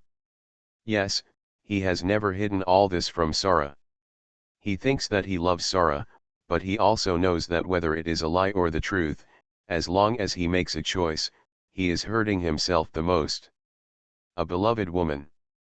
But for Germa, for the former glory of the Vinsmoke clan, everything can be sacrificed, even Vinsmoke Geiji himself. Yes, he is such a paranoid man. Because of this, he hoped that Sara could even scold him at this time. In this case, his despicable heart might be able to get a moment of peace, right? No need, Geiji, I already know my body well, and so do you. I'm afraid I don't have much time left, so you don't have to blame yourself, Sara said softly and gently. There was a hint of weakness in his tone. No, I will definitely find a way to save you, Geiji held Sara's hand tightly and said in a deep voice. However, there was also a trace of imperceptible despair in his eyes. Because he is the one who knows best about Sara's physical condition. People. It is precisely because they are clear that they are desperate. Sola raised his palm, gently touched Geiji's face, smiled and said, "Geiji, you know very well in your heart that I have never married you. From that day on, what is needed is not the position of queen. From the beginning, I am just your wife, it's that simple, so I don't care about losing the position of queen at all." Geiji gritted his teeth tightly, rested his head on Sara's arm, and said like a curse, "This is just a temporary measure, Sara, my only wife in this life will always belongs to you, I swear. After getting everything I want from the kingdom of Germa, I will immediately dissolve the marriage relationship with that Charlotte Comport. This queen position, the queen of Germa, will always be only you Vinsmoke Sara alone." Sara didn't speak, but stretched out his hand to touch Geiji's golden hair. Geiji didn't raise his head. He didn't dare to look into Sola's eyes, because he knew that even if he said so much, the fact was that he was about to marry Charlotte Comport, and even for this, he would abolish Sola's eyes. Queen of Ra. Will she treat Reiju, Iji, Sanji, and the others well? Sola suddenly asked softly. Geiji said in a deep voice, "I am the king of Germa. Then I'll be relieved," Sara chuckled lightly.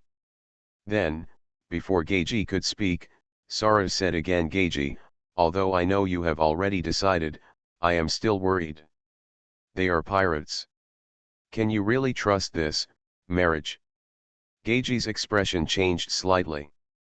It's impossible to say that he couldn't see anything wrong. It's just that he thinks that he is special and unique, and he has a lucky mentality. There are many people in the world who, when they have experienced many things, have known that it is poison, but they have been attracted by the sugar-coated layer on it. They have attracted moths to the flame. For example, Shiji and Roger. The paranoid Geiji has already bet everything on this. He is like a gambler who has lost his sights and no longer believes that he will still lose in this last round. Don't worry, there's no problem. I'm Vinsmoke Geiji, one of the most talented people in the world. How could I lose to a mere pirate? Geiji said with a smile on his lips. He chatted with Sara for a while, and seeing that Sara seemed a little tired, Geiji quickly coaxed her to sleep, and then left the house quietly. Go. In the dark palace corridor, Geiji's expression was gloomy and uncertain. The reason given by the Big Mom pirates was very good. The son of Kazguros Orgrim is very likely to be related to Kaido the Beast. Daughter's marriage. By then, two of the four most powerful pirate groups in the New World will form a solid alliance. Maybe the monster Newgate won't care about this. But Charlotte Lingling is very worried about the situation. This is reasonable, and Gao Ji also thinks that this is very normal. If he were himself, he would be worried. This reason seems so sufficient, but Gao Ji still has some worries in his heart.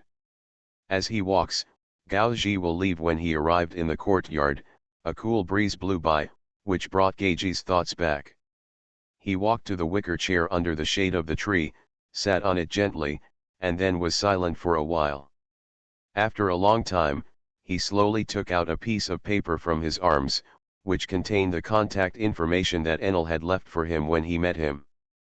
Hasgarot Orgrim, Geiji whispered softly. Then, his expression became a little complicated and tangled, as if it was difficult to make any decision. No, it's nothing. Charlotte Lingling won't lie to me. I'm the king of Germa, Jiaji suddenly said to himself. He seemed to be trying to convince himself. Of course, this is also out of respect and etiquette. I should inform the Warhammer pirates and tell them that I, the kingdom of Germa, have reached a consensus with the Big Mom pirates, so that they don't have to worry about it anymore. It's reasonable and reasonable. Yes, it's reasonable. I'm not worried about anything, nor am I worried about anything. It's just the upbringing that a royal family should have, even if the other person is a pirate. Sitting here, blowing the cool breeze alone, and muttering for a long time, Geiji finally made up his mind. He took out his phone bug and started to connect the phone bug's signal wave according to the contact information on the piece of paper. After a while, the phone was picked up. Then Geiji heard a slightly lazy man who seemed to have just woken up and asked, "Who is it?" This voice was very magnetic. Just two words brought Geiji's mind back to a few years ago. Watch live broadcast of the execution in Rogue Town. That unruly, evil, and crazy figure immediately filled his mind. This made him shiver involuntarily, took a deep breath, and quickly said, "Your Excellency Kazguros Orgrim. I am Geiji of the Vinsmoke clan." This time, Geiji did not call himself the king, nor did he introduce the Germa kingdom or anything. His attitude was humble. The phone bug seemed surprised and was silent for a while. Then, an unruly laughter came from the phone bug in Geiji's hand. "Gee, ha ha ha ha ha, it turns out to be you, a great scientist whom I have admired for a long time." Orgrim also did not mention Geiji's royal status. It seems that in his eyes, there is no meaningful identity as a scientist. A sledgehammer breaks into pirates. Author, Zippo. Chapter 357. Orgrim received a call from Geiji and was surprised because he didn't know why this guy suddenly contacted him. Could it be that he has changed his mind and wants to hug me? I have heard your name for a long time, Lord Orgrim. We are both from the North Sea. It is my fault that I have neglected to greet you, Geiji said on the phone. Orgrim listened as he expressed respect for himself, like a torrent of water. While sitting up from the sofa, he stretched out very casually, then put the phone on the table, picked up the teapot, and poured himself a cup of tea. Jiaji seemed to have heard the sound of tea being poured, and he felt a little embarrassed, but he kept talking. After taking a sip of tea and moistening his throat, Orgrim interrupted Geiji's compliment and said, "Gee, ha ha ha ha, when I was in Bihai, I also admired you as a great scientist." Without waiting for Geiji to respond, Orgrim asked directly, "So, what are you trying to do by contacting me this time? Don't you just want to say that you are full of respect for me?" "Geiji, I don't like to mince words when I talk. Since I have given you my contact information, it means that I am waiting for your decision, then, Tell me about your decision. Will you help me? Geiji didn't seem to expect that Orgrim would be so direct. He felt a little embarrassed and was silent for a while before he said, "I'm sorry, Mr. Orgrim, I just want to say this time. I want to inform you that we, the Kingdom of Germa, are about to marry the Big Mom pirates. Ms. Charlotte Lingling has already agreed to those conditions." Orgrim's brows raised slightly, but he didn't expect that Charlotte Lingling would make a move so soon. Originally, he thought that this matter would have to be delayed for several months, or even a year or two. Yeah? That's really a pity, but you should think carefully about how Totland became powerful. Orgrim smiled and said to the phone bug. Well, I have indeed considered this matter many times, but this time the situation is a bit special. Our Kingdom of Germa is not particularly weak in the first place, and it seems that Ms. Charlotte Lingling and the Big Mom pirates are also suffering a lot pressure, Geiji argued reluctantly. He didn't know if he wanted to get an answer from Orgrim, or if he wanted to use it to convince himself. Now he is very confused. Oh? Pressure? What pressure? Orgrim took a sip of tea and asked very calmly.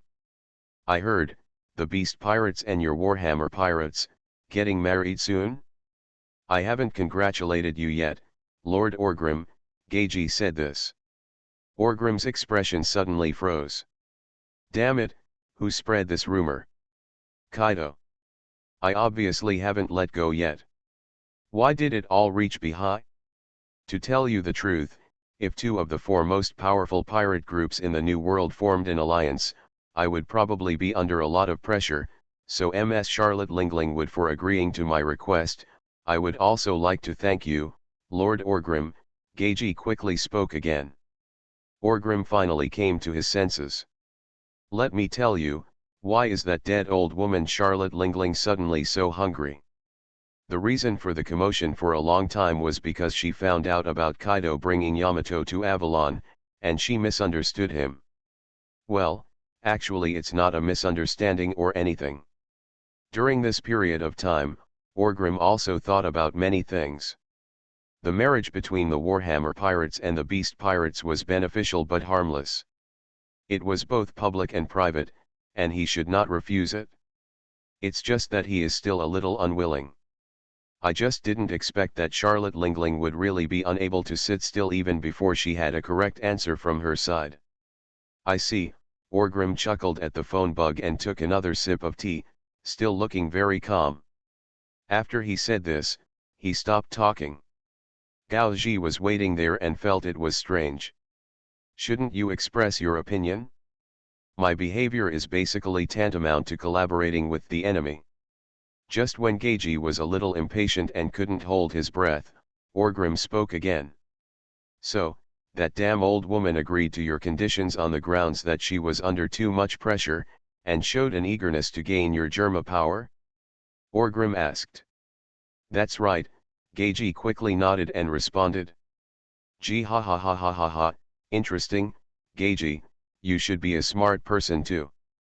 Do you really not understand, or are you pretending not to understand?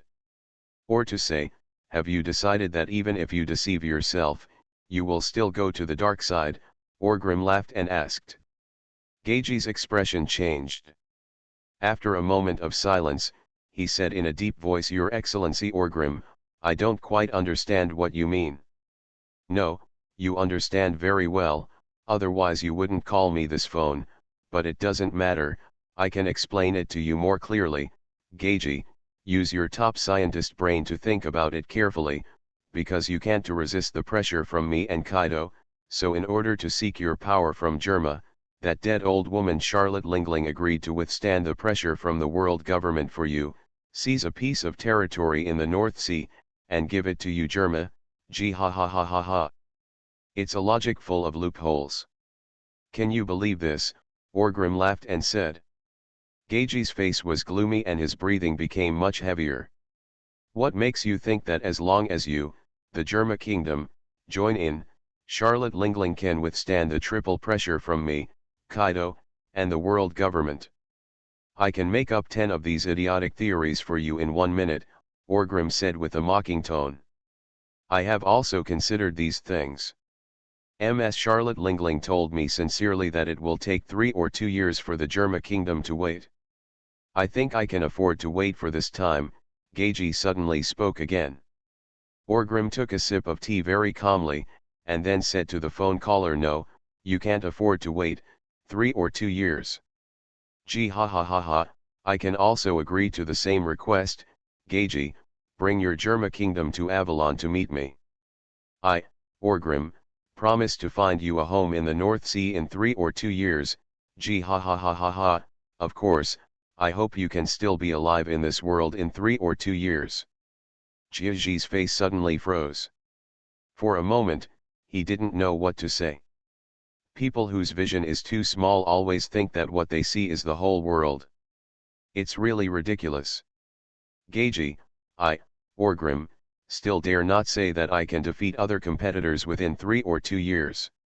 Do you think Charlotte Lingling can dominate the new world? 3 or 2 years, she is not using it to deal with us, but to deal with you, the Germa kingdom. What an idiot. Don't underestimate the pirates. The world government has spent 10 years and still can't defeat me. Charlotte Lingling can defeat me within 3 or 2 years after getting Germa's power. Ha ha ha, Gagi, are you more powerful than Vegapunk? Or is Charlotte Lingling more powerful than the world government? Orgrim asked with a very sarcastic tone. Gagi wanted to refute something, but he also knew that what Orgrim said was true, but he was unwilling to accept this reality. Kingdom of Germa, very strong, our war house, Giagi swallowed his saliva and said with some difficulty. Haha, as long as I need it, including the journey to Bihai, it will take up to 3 months to make your so-called powerful Germa become the dust of history, do you believe it? Orgrim said with a very disdainful tone. Gagi felt that he had been greatly insulted, but he could not utter a word of disbelief. At this time, the string in his head seemed to have broken, and his eyes suddenly turned red. Get up and scream at the phone bug. So what can I do? As a member country under the world government, those damn bastards are not even willing to give us a fixed territory. Germa was once so powerful, but now he's a joke. You have said so much, but it is of no use at all, but Charlotte Lingling can give me hope. Do you know? What does a hope mean to people like us? Represents everything. I have given everything I have, even the woman I love most, even if it was poison, I should try it. Because I have no choice, Gagi roared crazily. Orgrim was on the other side of the phone, his expression still very calm, with a slightly mocking smile hanging on the corner of his mouth. He reached out and picked his ears with his little finger, not paying attention to Gagi. Gagi roared rudely. After Gagi finished venting, Orgrim blew the dirt on his little finger, then picked up the teacup on the table and took another sip. Finished yelling? Orgrim asked with a frivolous smile. Gagi took 2 deep breaths and said with some fear, I'm sorry, Mr. Orgrim, I was rude. No, it's okay, desperate people always have privileges, Orgrim said nonchalantly. He didn't say the second half of the sentence because he was afraid of really hitting Gagi. That is, only the weak can bark. Orgrim was once a weakling, and he had barked many times, but it was of no use. The Navy should deal with him or deal with him. Now that he has become a strong man, he no longer needs to vent his emotions like this. Please teach me, Lord Orgrim, Gagi suddenly spoke and said. No, you don't need to teach me, you have already made your choice, right? Otherwise you wouldn't have called me this phone bug, because you knew I needed you, so you wouldn't have watched your Germa destroyed in the hands of that dead old woman. I have to say, although you are stupid, you haven't. So stupid, Orgrim said with a smile. He didn't seem to mind the twists and turns in Gagi's mind at all. Gagi was sweating. Did Orgrim really see through it? Didn't wait for him to speak. Orgrim said again, my appetite is not as big as that dead old woman, because I don't have bulimia, so Gagi, I don't need everything from you Germa, I only need you to do one thing for me. Can the problem about the evolution of animal type ability users be solved? Listening to Orgrim's understatement, Geiji felt a huge pressure. Withstanding the pressure, Geiji said in a deep voice, yes. Very good, then I will help you this time. Go ahead and marry your dear mother-in-law. I will be your last trump card, but whether you can use it or not, you have to help me get it this time. Done things well, otherwise don't say that you just became her son-in-law. Even if you marry Charlotte Lingling, I can still snatch you out of the cake island and skin you with cramps. Understand, Orgrim said in a very evil tone. After hearing Orgrim's answer, Geiji breathed a sigh of relief and said, yes, Sir Orgrim, I will definitely not will disappoint you. I'm waiting for you to come to the new world. Orgrim sneered, and then hung up the phone. In the courtyard of the war house, Geiji felt cold sweat dripping from his body. He finally experienced Orgrim's evil and unruly nature for himself. That's right, he just wants to ask for a talisman from Orgrim. If Charlotte Lingling follows the steps and doesn't do any tricks of burning bridges, then the marriage will go on normally. If something unexpected happens, Charlotte if Te Lingling turns against others, then he needs Orgrim's protection. Preserve Germa's vitality. This is his amulet, and as Orgrim just said, no matter what the end of this matter, whether things go smoothly or not, whether he becomes Charlotte Lingling's son-in-law or turns to Orgrim for asylum. As long as he comes to the new world, he must give Orgrim to him. Solve that problem. Otherwise, there will be no way for him, Vinsmoke Geiji, to survive in heaven or on earth. This is the power and domineering power of Orgrim as a great pirate. It's the last day, you big guys, don't let him go. If you don't let him out, monthly tickets and flowers are really expired. A sledgehammer breaks into pirates. Author, Zippo. Chapter 358. Picking up a cup of tea, Orgrim looked at the phone bug who had hung up the phone in a funny way, then took a sip of tea and said, interesting, really interesting. But okay, this is exactly the result I need. Orgrim is not very interested in the kingdom of Germa, otherwise he would have taken action against Vinsmoke Geiji. This time, the reason why Geiji is needed is that he hopes to let him take over the issue regarding the evolution of animal type ability users has been resolved. There is nothing else to ask for. Therefore, compared to Charlotte Lingling, Orgrim's threat is not particularly high to Geiji. This is why he took the risk of collaborating with the enemy and asked for a protective talisman in Orgrim's hand. Even if the warhouse comes to the New World from the North Sea, it will take at least half a year for Orgrim to. Orgrim is not in a hurry to plan anything. He is a very patient person. The problem that needs to be solved now is the marriage problem caused by Kaido. Orgrim didn't think much about it before, but now he knows that even in the Germa in the North Sea knows that the two big pirate groups in his new world are getting married. Then many people in the sea outside should also know. What a headache.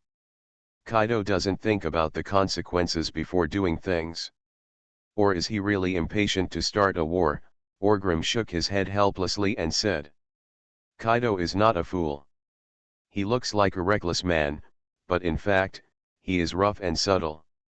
Anyone who really treats him as a reckless man will be in trouble. It was himself. He could not imagine what would happen if he brought Yamato to Avalon and people found out. What rumors would spread? Impossible, he was 100% clear in his heart. But that was what he was happy to see.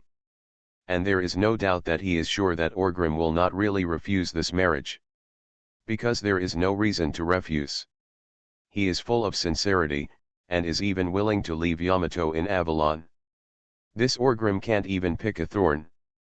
This set of combos is fair and above board, and there is no conspiracy to force Orgrim or anything. But it also brings up a serious problem, that is, Orgrim's efforts. The balanced situation being maintained will soon be broken. Charlotte Lingling became anxious as expected. This meant that the battle of the four emperors that was destined to come was quickly accelerated by Kaido. Speed up. Orgrim has long known that even if Kaido is really deeply affectionate towards him, they, the real pirates, will not be emotional on certain issues. Maybe he will not take the initiative to harm Orgrim, but to find a way to maintain cooperation and lead in the competition with Orgrim. This is what Kaido wants to get. Now, what the Warhammer pirates have done for that war, the preparations are not particularly sufficient, but they still have the strength to fight head-on. As for the beast pirates, Kaido has already killed his biggest enemy in Wano, Kojiki Odin. The artificial animal devil fruit, it can be considered a bit of accumulation. It can be said that Kaido has cleared up the internal conflicts, and he is the one who really needs this war. If we can slightly disrupt Orgrim without harming Orgrim's interests, the arrangement and rhythm, and maintaining the dominant position in cooperation and competition, are all beneficial to Kaido. That's why he can't wait to bring Yamato to see Orgrim, and he comes so above board. It is to accelerate the accumulation of conflicts in this new world, put pressure on Charlotte Lingling and even Whitebeard, force the peaceful situation that the four of them tried to maintain to collapse, and fight a war that Kaido needs. At that time, being able to unite with the Warhammer pirates to form an alliance, Kaido believes that there is no way he will lose. The situation can be divided into two scenarios at most. The first one is that someone among Charlotte Lingling and Whitebeard falls. The second one is that no one can do anything to anyone. The four strongest pirate groups in the New World have been completely consolidated. Everyone sits down and carve up the entire New World. They no longer have Whitebeards, but are truly four people on equal footing. These two are equals. This outcome, no matter what, is in Kaido's interest. Of course, if Orgrim hadn't been particularly well prepared, he might have followed Kaido's example and taken the initiative to advance the war's speed. No wonder. What about Kaido? After all, brothers have to settle accounts openly. Everyone depends on their ability. If this kind of thing requires a grudge, Orgrim is too incapable. So he has never revealed anything about Kaido. Including Beckman and others seem to understand the meaning of this, but they still said nothing. Even now, they are very happy to support this marriage. Because as Kaido thought, as long as the two of them join forces, there is no possibility of losing, only big and small profits. Making a lot of money and making a small amount of money, the Warhammer pirates are not losing money anyway, so why should they blame Kaido? Alas, it is not the dead old woman who is in trouble, but the guy with white beard. Although he is silent and seems not to care about anything, when the new world really becomes chaotic, even if this guy chooses to fight with Xia, it is possible for Lotto and Lingling to briefly join forces, Orgrim thought with a headache. If you want to say whether Whitebeard is a fool, he is definitely not, otherwise he would not have been fighting with Boss Shiji and Roger for so many years without defeat. Will Whitebeard really join forces with Charlotte Lingling? That's impossible, because Whitebeard doesn't need any of that. But do you think he will watch Orgrim and Kaido take down Charlotte Lingling here? Even to death? Do you even need to ask? Of course it's impossible.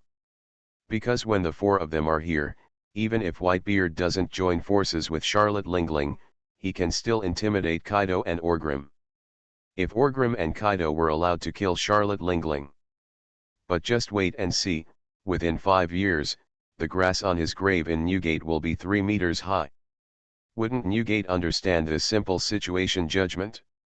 So once Charlotte Lingling takes action against Orgrim, or Orgrim and Kaido take action against Charlotte Lingling, then the situation will inevitably turn into a chaotic war between the four big pirate groups in an instant. Maybe Whitebeard won't cooperate with Charlotte Lingling, but he will definitely muddy the waters and save Charlotte Lingling's life. So theoretically, there is no possibility of Orgrim and him losing this war promoted by Kaido. But there seems to be no possibility of making big profits. And the most embarrassing thing is that in the end, this small profit situation will most likely be shared by 4 people. To put it simply, in this war, there will be no real loser, only a situation where each side wins more and less. This makes Orgrim very uncomfortable.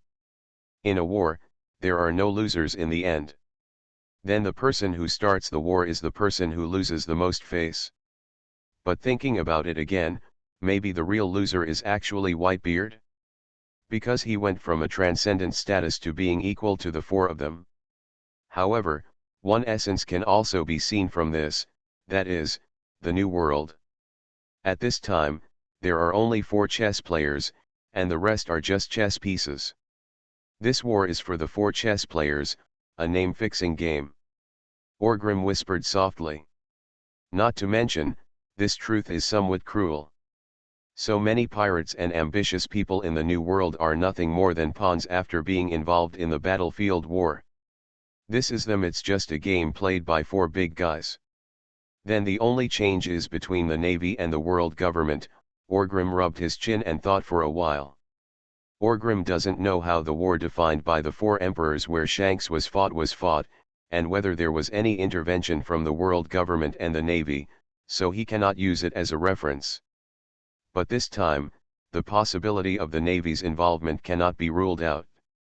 But if you think about it carefully, this possibility is not very high. For a moment, this chaotic future gave Orgrim a headache. The more headache he had, the angrier he became with the bastard Kaido. If he hadn't been in a hurry to cause trouble, the Warhammer pirates would have developed steadily for a while and their strength would have increased a lot in this world. All theories and speculations are false. Only strength is real. The stronger you are, the greater your chances of winning. Brother Orgrim. Just as Orgrim was thinking about these troublesome problems, a voice that made his whole body tremble came from the courtyard outside the door. Yes, it's okay to call him good brother so naturally.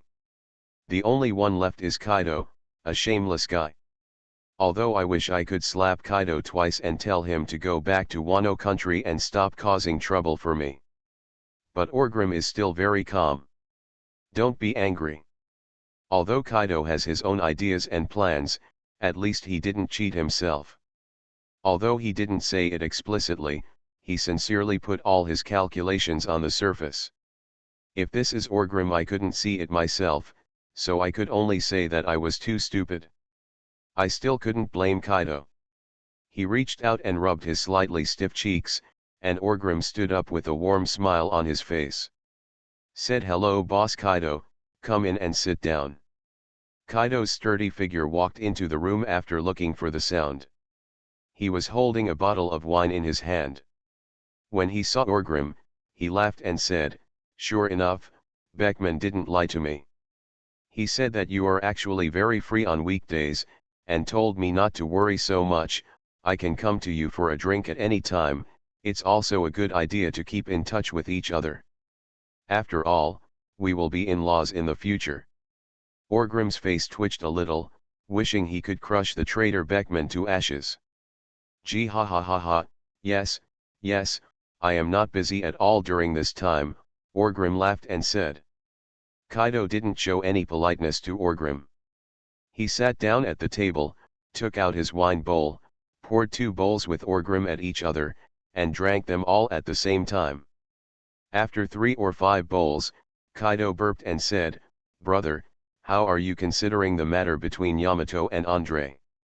Orgrim didn't want to continue struggling anymore, so the corner of his mouth he put on a smile and said, "Oh, it's hard to refuse such kindness. To be honest, I'm really afraid that my boy won't be able to live up to Yamato in the future and will fail your trust, Boss Kaido. But Boss Kaido, you are so kind, I can't treat it as invisible. After thinking about it for so long, I always feel that the future should be left to the future. Let's just make the decision now. As you said, you and I will be married to each other, and it will be profitable. It's harmless. What's there to say no to?" Kaido immediately became excited when he heard Orgrim's words. He laughed and said, "Ah ha ha ha ha, as expected, my dear brother, you still understand clearly. That's right, let's join hands and the world will be ours in the future." After reaching a consensus on this issue, the 2 of them drank more happily. At least that's the case with Kaido. This guy just dragged Orgrim and drank from noon until night. He almost drank Orgrim to the point of vomiting. In terms of strength, Orgrim is really worthy of Kaido now. The two of them fought with real swords and guns, and he didn't think he would lose. But this time, in terms of drinking power, he was completely convinced by Kaido, a beast. If he hadn't been physically strong, he might have let him drink to death here. Orgrim had one thought in his mind right now: send Kaido away from Avalon quickly. Let's go. Go now. Never come again. 3 days later, Kaido, smelling of alcohol, reluctantly left the port of Avalon. Orgrim looked very sorry on the surface and waved at him, but in his heart he was happy, finally sending this clingy old goblin away. If you don't send me away, I will really run away from home. And with Kaido leaving, his daughter Yamato stayed in Avalon. These things spread. The people on the sea finally realized one thing, that is, the Warhammer pirates and the Beast pirates, married. The temporarily stable situation in the New World seems to be in chaos. You are listening to Novels at Bless Up channel. Wish you happiness and luck. How do you feel about this novel? Please like and leave a comment. A sledgehammer breaks into pirates. Author, Zippo. Chapter 359. Admiralty Marineford. In the office of the Warring States General, a group of Navy bosses were drinking tea and discussing matters. So, the New World will soon be in chaos, Zifa said with a smile. He was holding a teacup in one hand and a huge powered robotic arm hanging on the other hand. He looked extremely handsome and domineering. As a retired naval admiral, he has a very stable mentality. The bullshit things that happened in the New World don't seem to have much to do with him, and Xiangxin is teasing him here.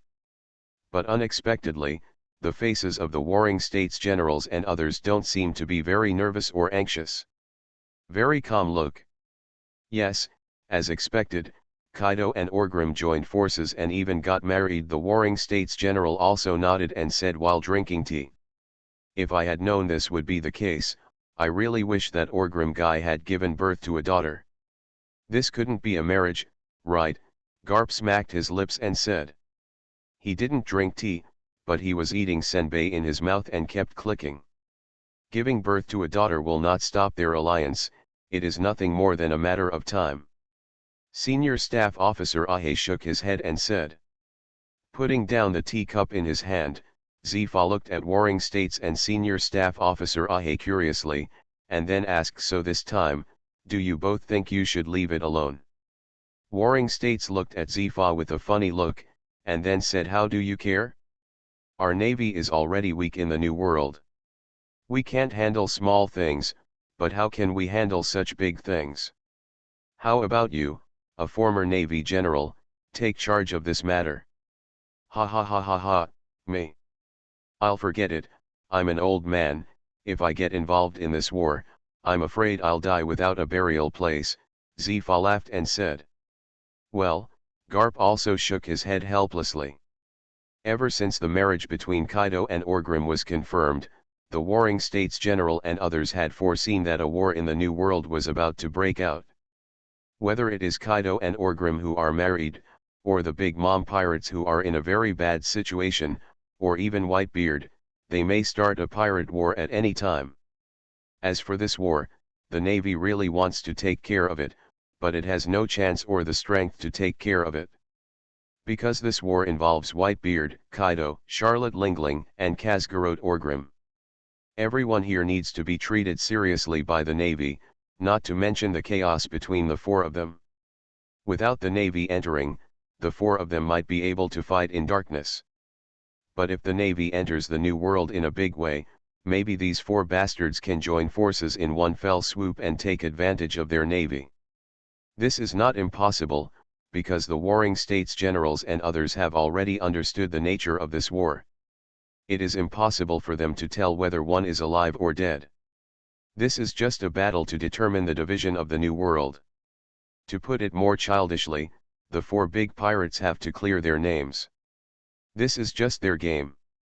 The only difference now is that Charlotte Lingling wants to protect herself from falling out. Whitebeard Edward Newgate's reason for participating in the war was most likely to continue to suppress the other three. Kaido and Orgrim, on the one hand, want to step on Charlotte Lingling, and on the other hand, they want to be on an equal footing with Whitebeard. These are the basic needs between the four of them in this war. As for who can achieve the demands here, it depends on their respective means and strength. Therefore, warring states and others want to get involved in this level of war.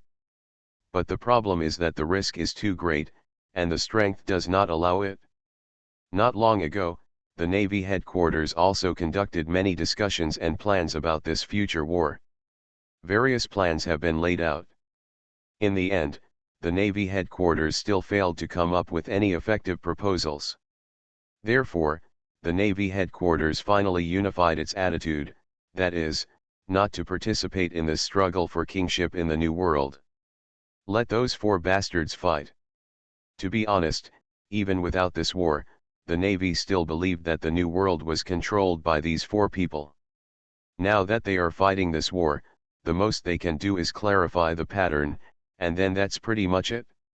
This seems to be no different for the Navy. Anyway, they still can't control the New World. Anyway, the four of them have the final say in the New World. Then what are we messing around with? Okay, let's not talk about these uncomfortable things. Sci-fi, are there any good talents in this year's officer training camp? The warring states general asked.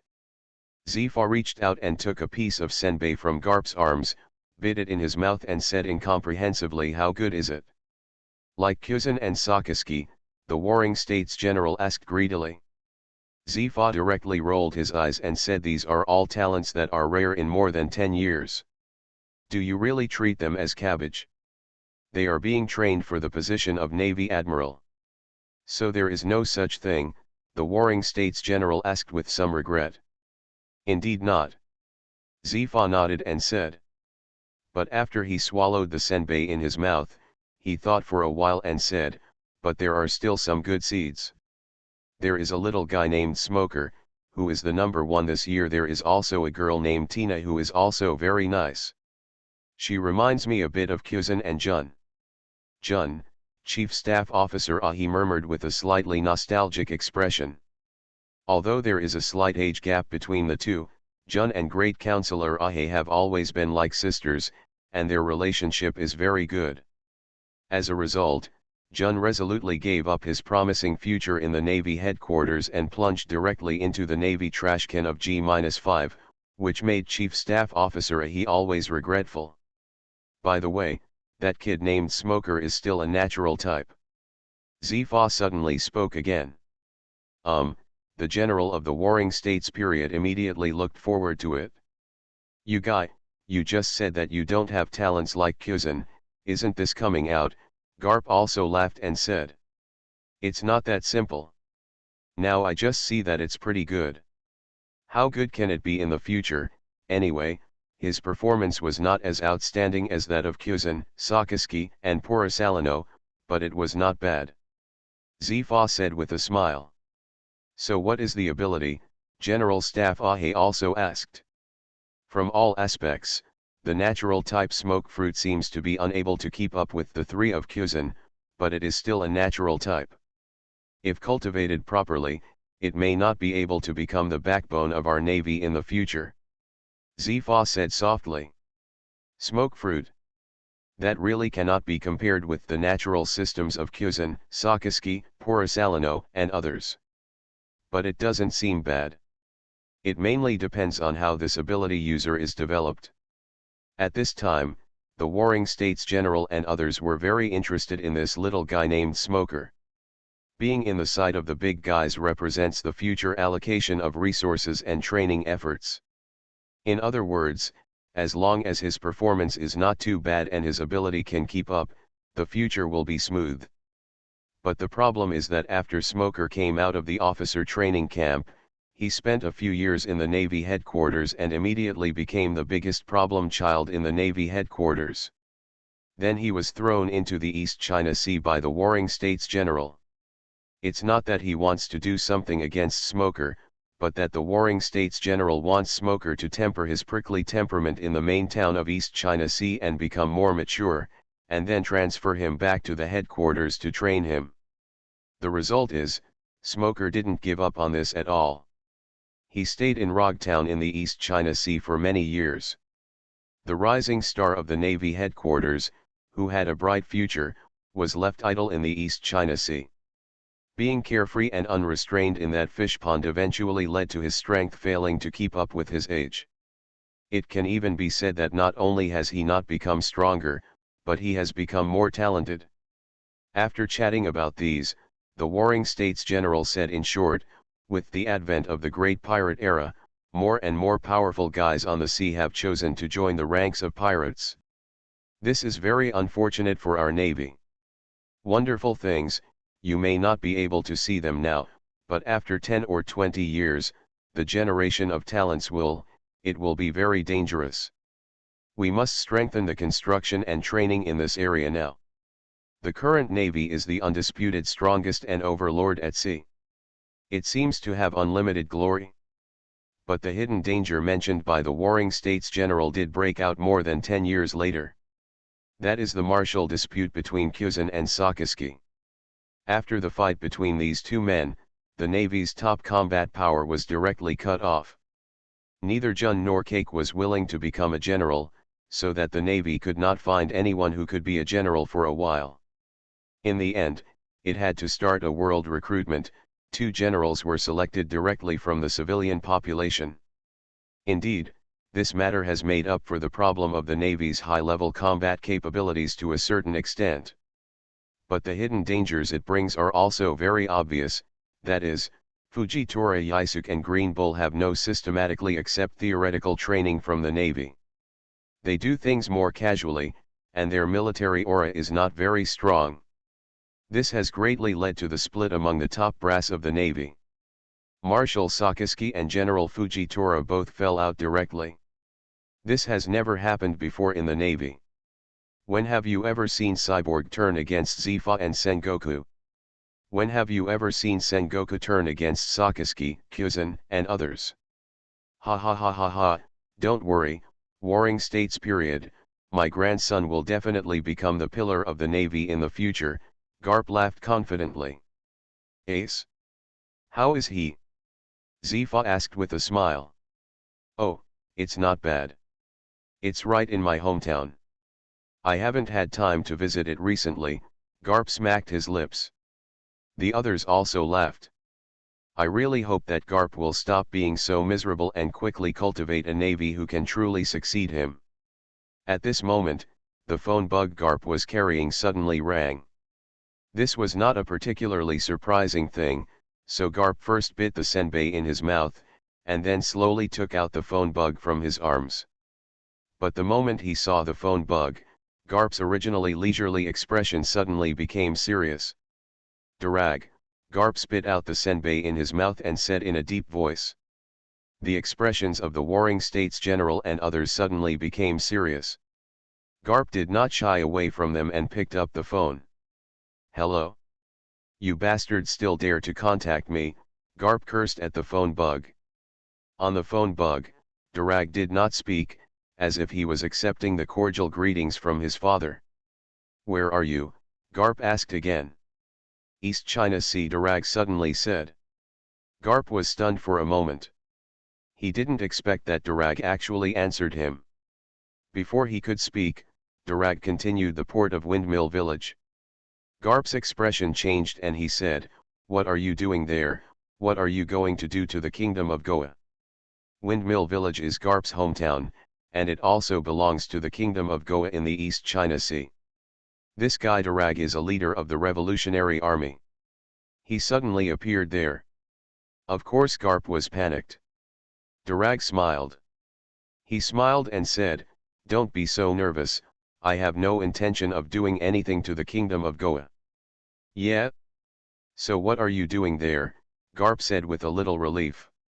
Your grandson, Durag spoke again. Before he finished speaking, Garp said angrily, if you dare to do anything to Ace, I will not let you go to the end of the world. Durag smiled helplessly and said, no, you misunderstood, I meant your grandson.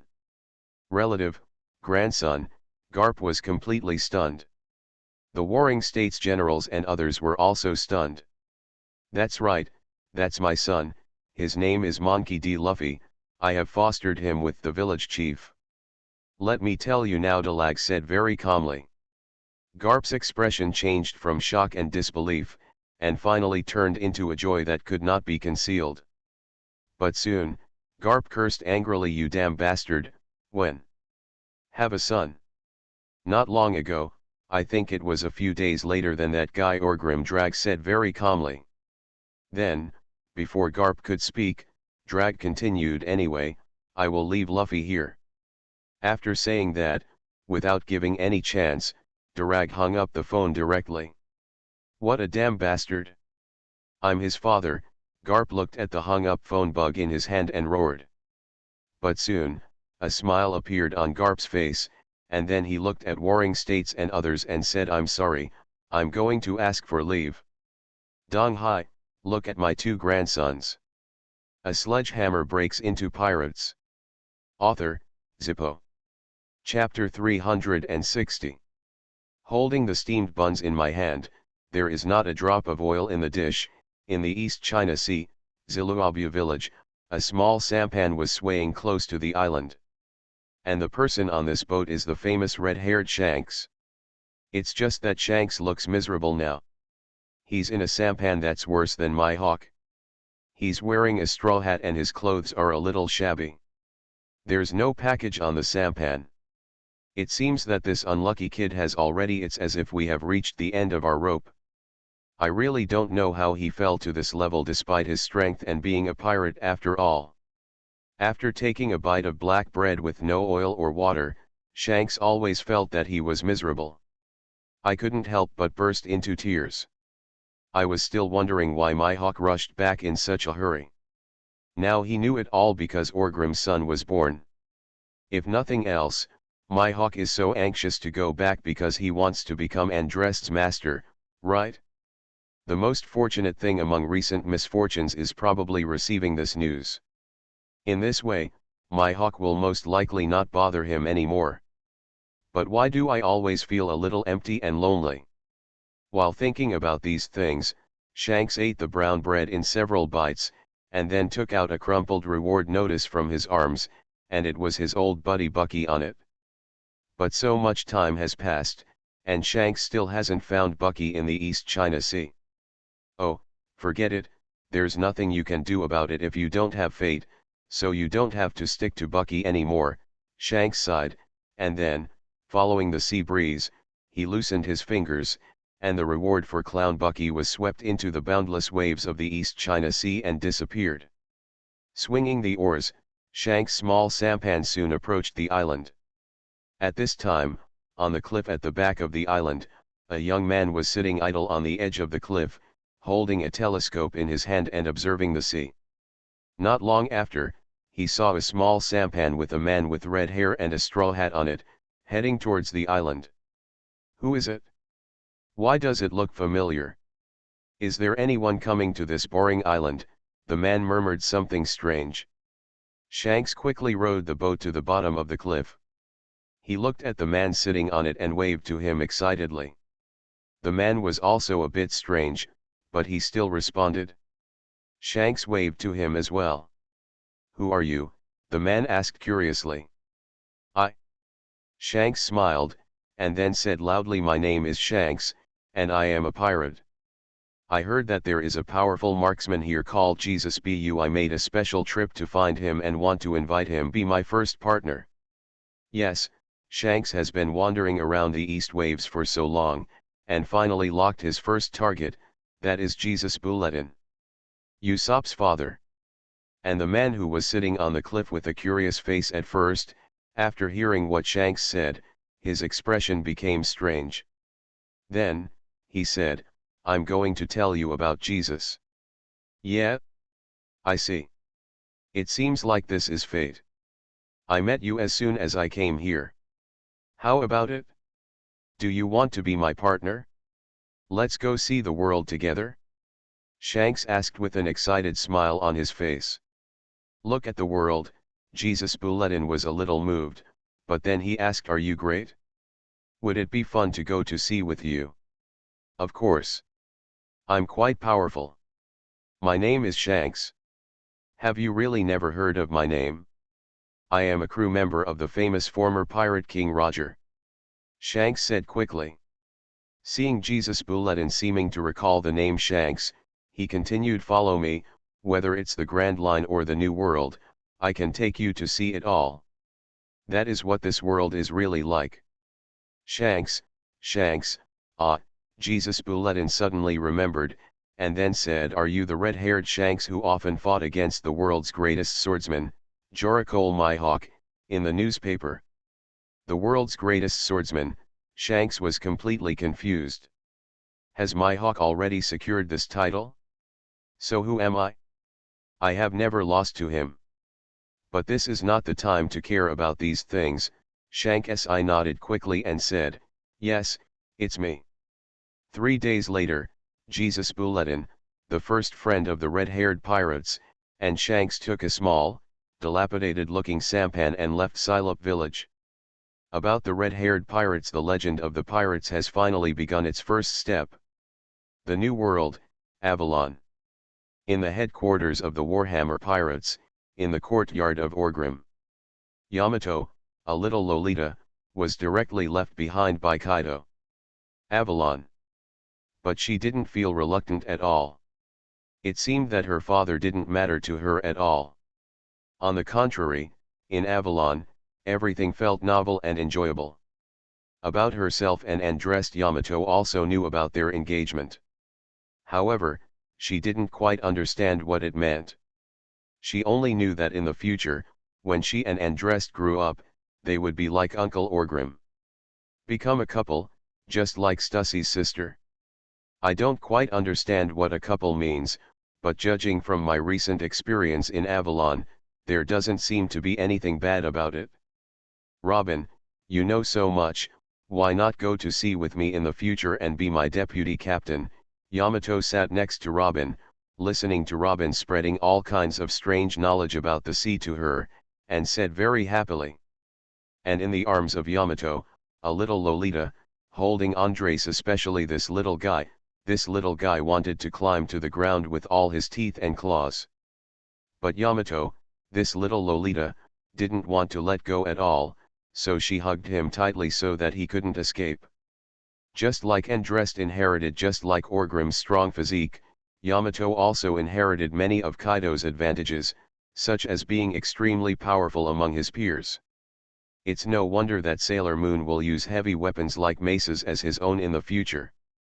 Where's the weapon? Anyway, she is holding Andrest now, and Andrest can't struggle to get out. But the little guy doesn't cry, he just keeps fighting secretly. Robin is a little confused. He looked at Yamato and then asked, are you going to be a pirate in the future? Isn't that natural? My father is a pirate, my uncle is also a pirate, I have the blood of a pirate, and I will marry the son of a pirate in the future, so why won't I become a pirate? Yamato asked naturally. Robin looked at this little loli with some surprise. What you said makes sense, but I was speechless. But me, I am a member of the Warhammer Pirates. Robin said with some embarrassment. Ah, it seems so, Yamato tilted his head and said with some regret. But soon, Yamato said excitedly, it doesn't matter. When the time comes, we can go to sea in the name of an independent pirate group under the Warhammer Pirates, right? Just as these two little girls were discussing the bright future pirates' story time. Gangplank walked in from outside the courtyard, holding a piece of information in his hand. After he came in, he saw Robin, a big Lolita, chatting with Yamato, a little Lolita. His little prince, on the other hand, was held in Yamato's arms, struggling with all his teeth and claws, but it was of no use. Plank smiled, walked forward, first said hello to Robin, then stretched out his hand to rub Yamato's little head, then squatted down and made a face at Andre. Andre also seemed to recognize the strange uncle in front of him, and stretched out his hand in a whimpering manner, as if he wanted Gangplank to save him from the sea of misery. But Gangplank didn't. After teasing the little guy, Gangplank smiled and asked Robin, "Is Mr. Hammer here?" Robin nodded naturally and said if nothing else, every day by this time, Mr. Orgrim would be sleeping on the sofa in the living room. Gangplank's face twitched slightly and he said as expected of our captain. Then, he stood up, nodded to Robin and others, and then walked towards the main hall. The door of the palace was not closed tightly, but there was a crack. Plank didn't knock on the door or anything. He stretched out his hand and pushed it open, and saw what was going on inside. Sure enough, his Mr. Chewy was lying on the sofa, with half of the blanket covering him falling to the ground, looking like he was not sleeping well. Before Plank could speak, Queen Stussy walked out of the room with a glass of freshly squeezed juice in her hand. After seeing Plank, Stussy asked curiously what's wrong. Plank didn't shy away from anything. After all, Stussy was now one of his own, and even Happy Street was handed over to him. The relationship between people is still very good. Some important information: the Big Mom Pirates are going to hold a tea party, Plank smiled and said. Stussy was surprised at first, and then asked, "Did you invite Orgrim?" Gangplank smiled and said, "How is that possible? I would like to ask you, Queen, you didn't receive the invitation. Hasn't Charlotte Lingling always claimed that she has a very good relationship with you? I already told you, don't call me Queen, just call me Stussy." Stussy said this first. Plank said with a smile, "I am now considered a member of Happy Street. Isn't this the rule of Happy Street?" Stussy didn't say anything more, but shook her head and said, "I didn't receive the invitation letter either." Plank nodded understandingly and continued, "Although no name was given, if nothing else happens, this should be about Germa's side. How can you see it? When it comes to tea parties, they don't always have any intentions," Stussy asked curiously. "Because this tea party does not start on the Cake Island, but on the Butter Island," Plank said softly. "Butter Island?" Stussy was stunned for a moment, and then quickly said, "The island closest to the junction between us and the Big Mom Pirates. What does she mean?" "I don't know either, so let's ask Mr. Chewy first," Gangplank said with a smile. Then, he looked at Orgrim, who was still sleeping soundly. He wanted to wake him up, but he didn't know what to do. He couldn't go up and give him two big ears. Right? So Plank shook his head helplessly and looked at Stussy with a look of help. Stussy smiled and said, "Let me teach you a trick. If I'm not here in the future, it can also be used." After finishing speaking, Stussy took a deep breath and changed her tone. "It's time to eat." As soon as she finished speaking, Orgrim, who was sleeping in a daze, opened his eyes and opened his eyes first. He yawned, then stretched out while lying down, and muttered, "Is it time for dinner? What did you eat today?" Stussy said to Plank in a funny way, "Have you learned it?" Plank nodded with an embarrassed expression. "My captain is so unreliable, I always feel a little dangerous. Is it too late to change jobs now?" Orgrim seemed to have noticed Gangplank's presence. He yawned again and reached out to pick up the cold teacup on the table. But before he could drink it, Stussy patted his hand, stopped his movements, handed over the juice in his hand and said, "The tea is cold, so let's drink the juice." Orgrim, there was a gentle smile on his face, and he did not refuse Stussy's offer. He took the juice and took a few sips. He looked at Plank and said, "What's wrong? Aren't you having dinner?" Plank's face became shameless again. He twitched and said, "Master Chewy, the Big Mom Pirates are going to have a tea party." "How? Did that damn old woman invite me? Then I'm going to have a look," Orgrim said with some excitement.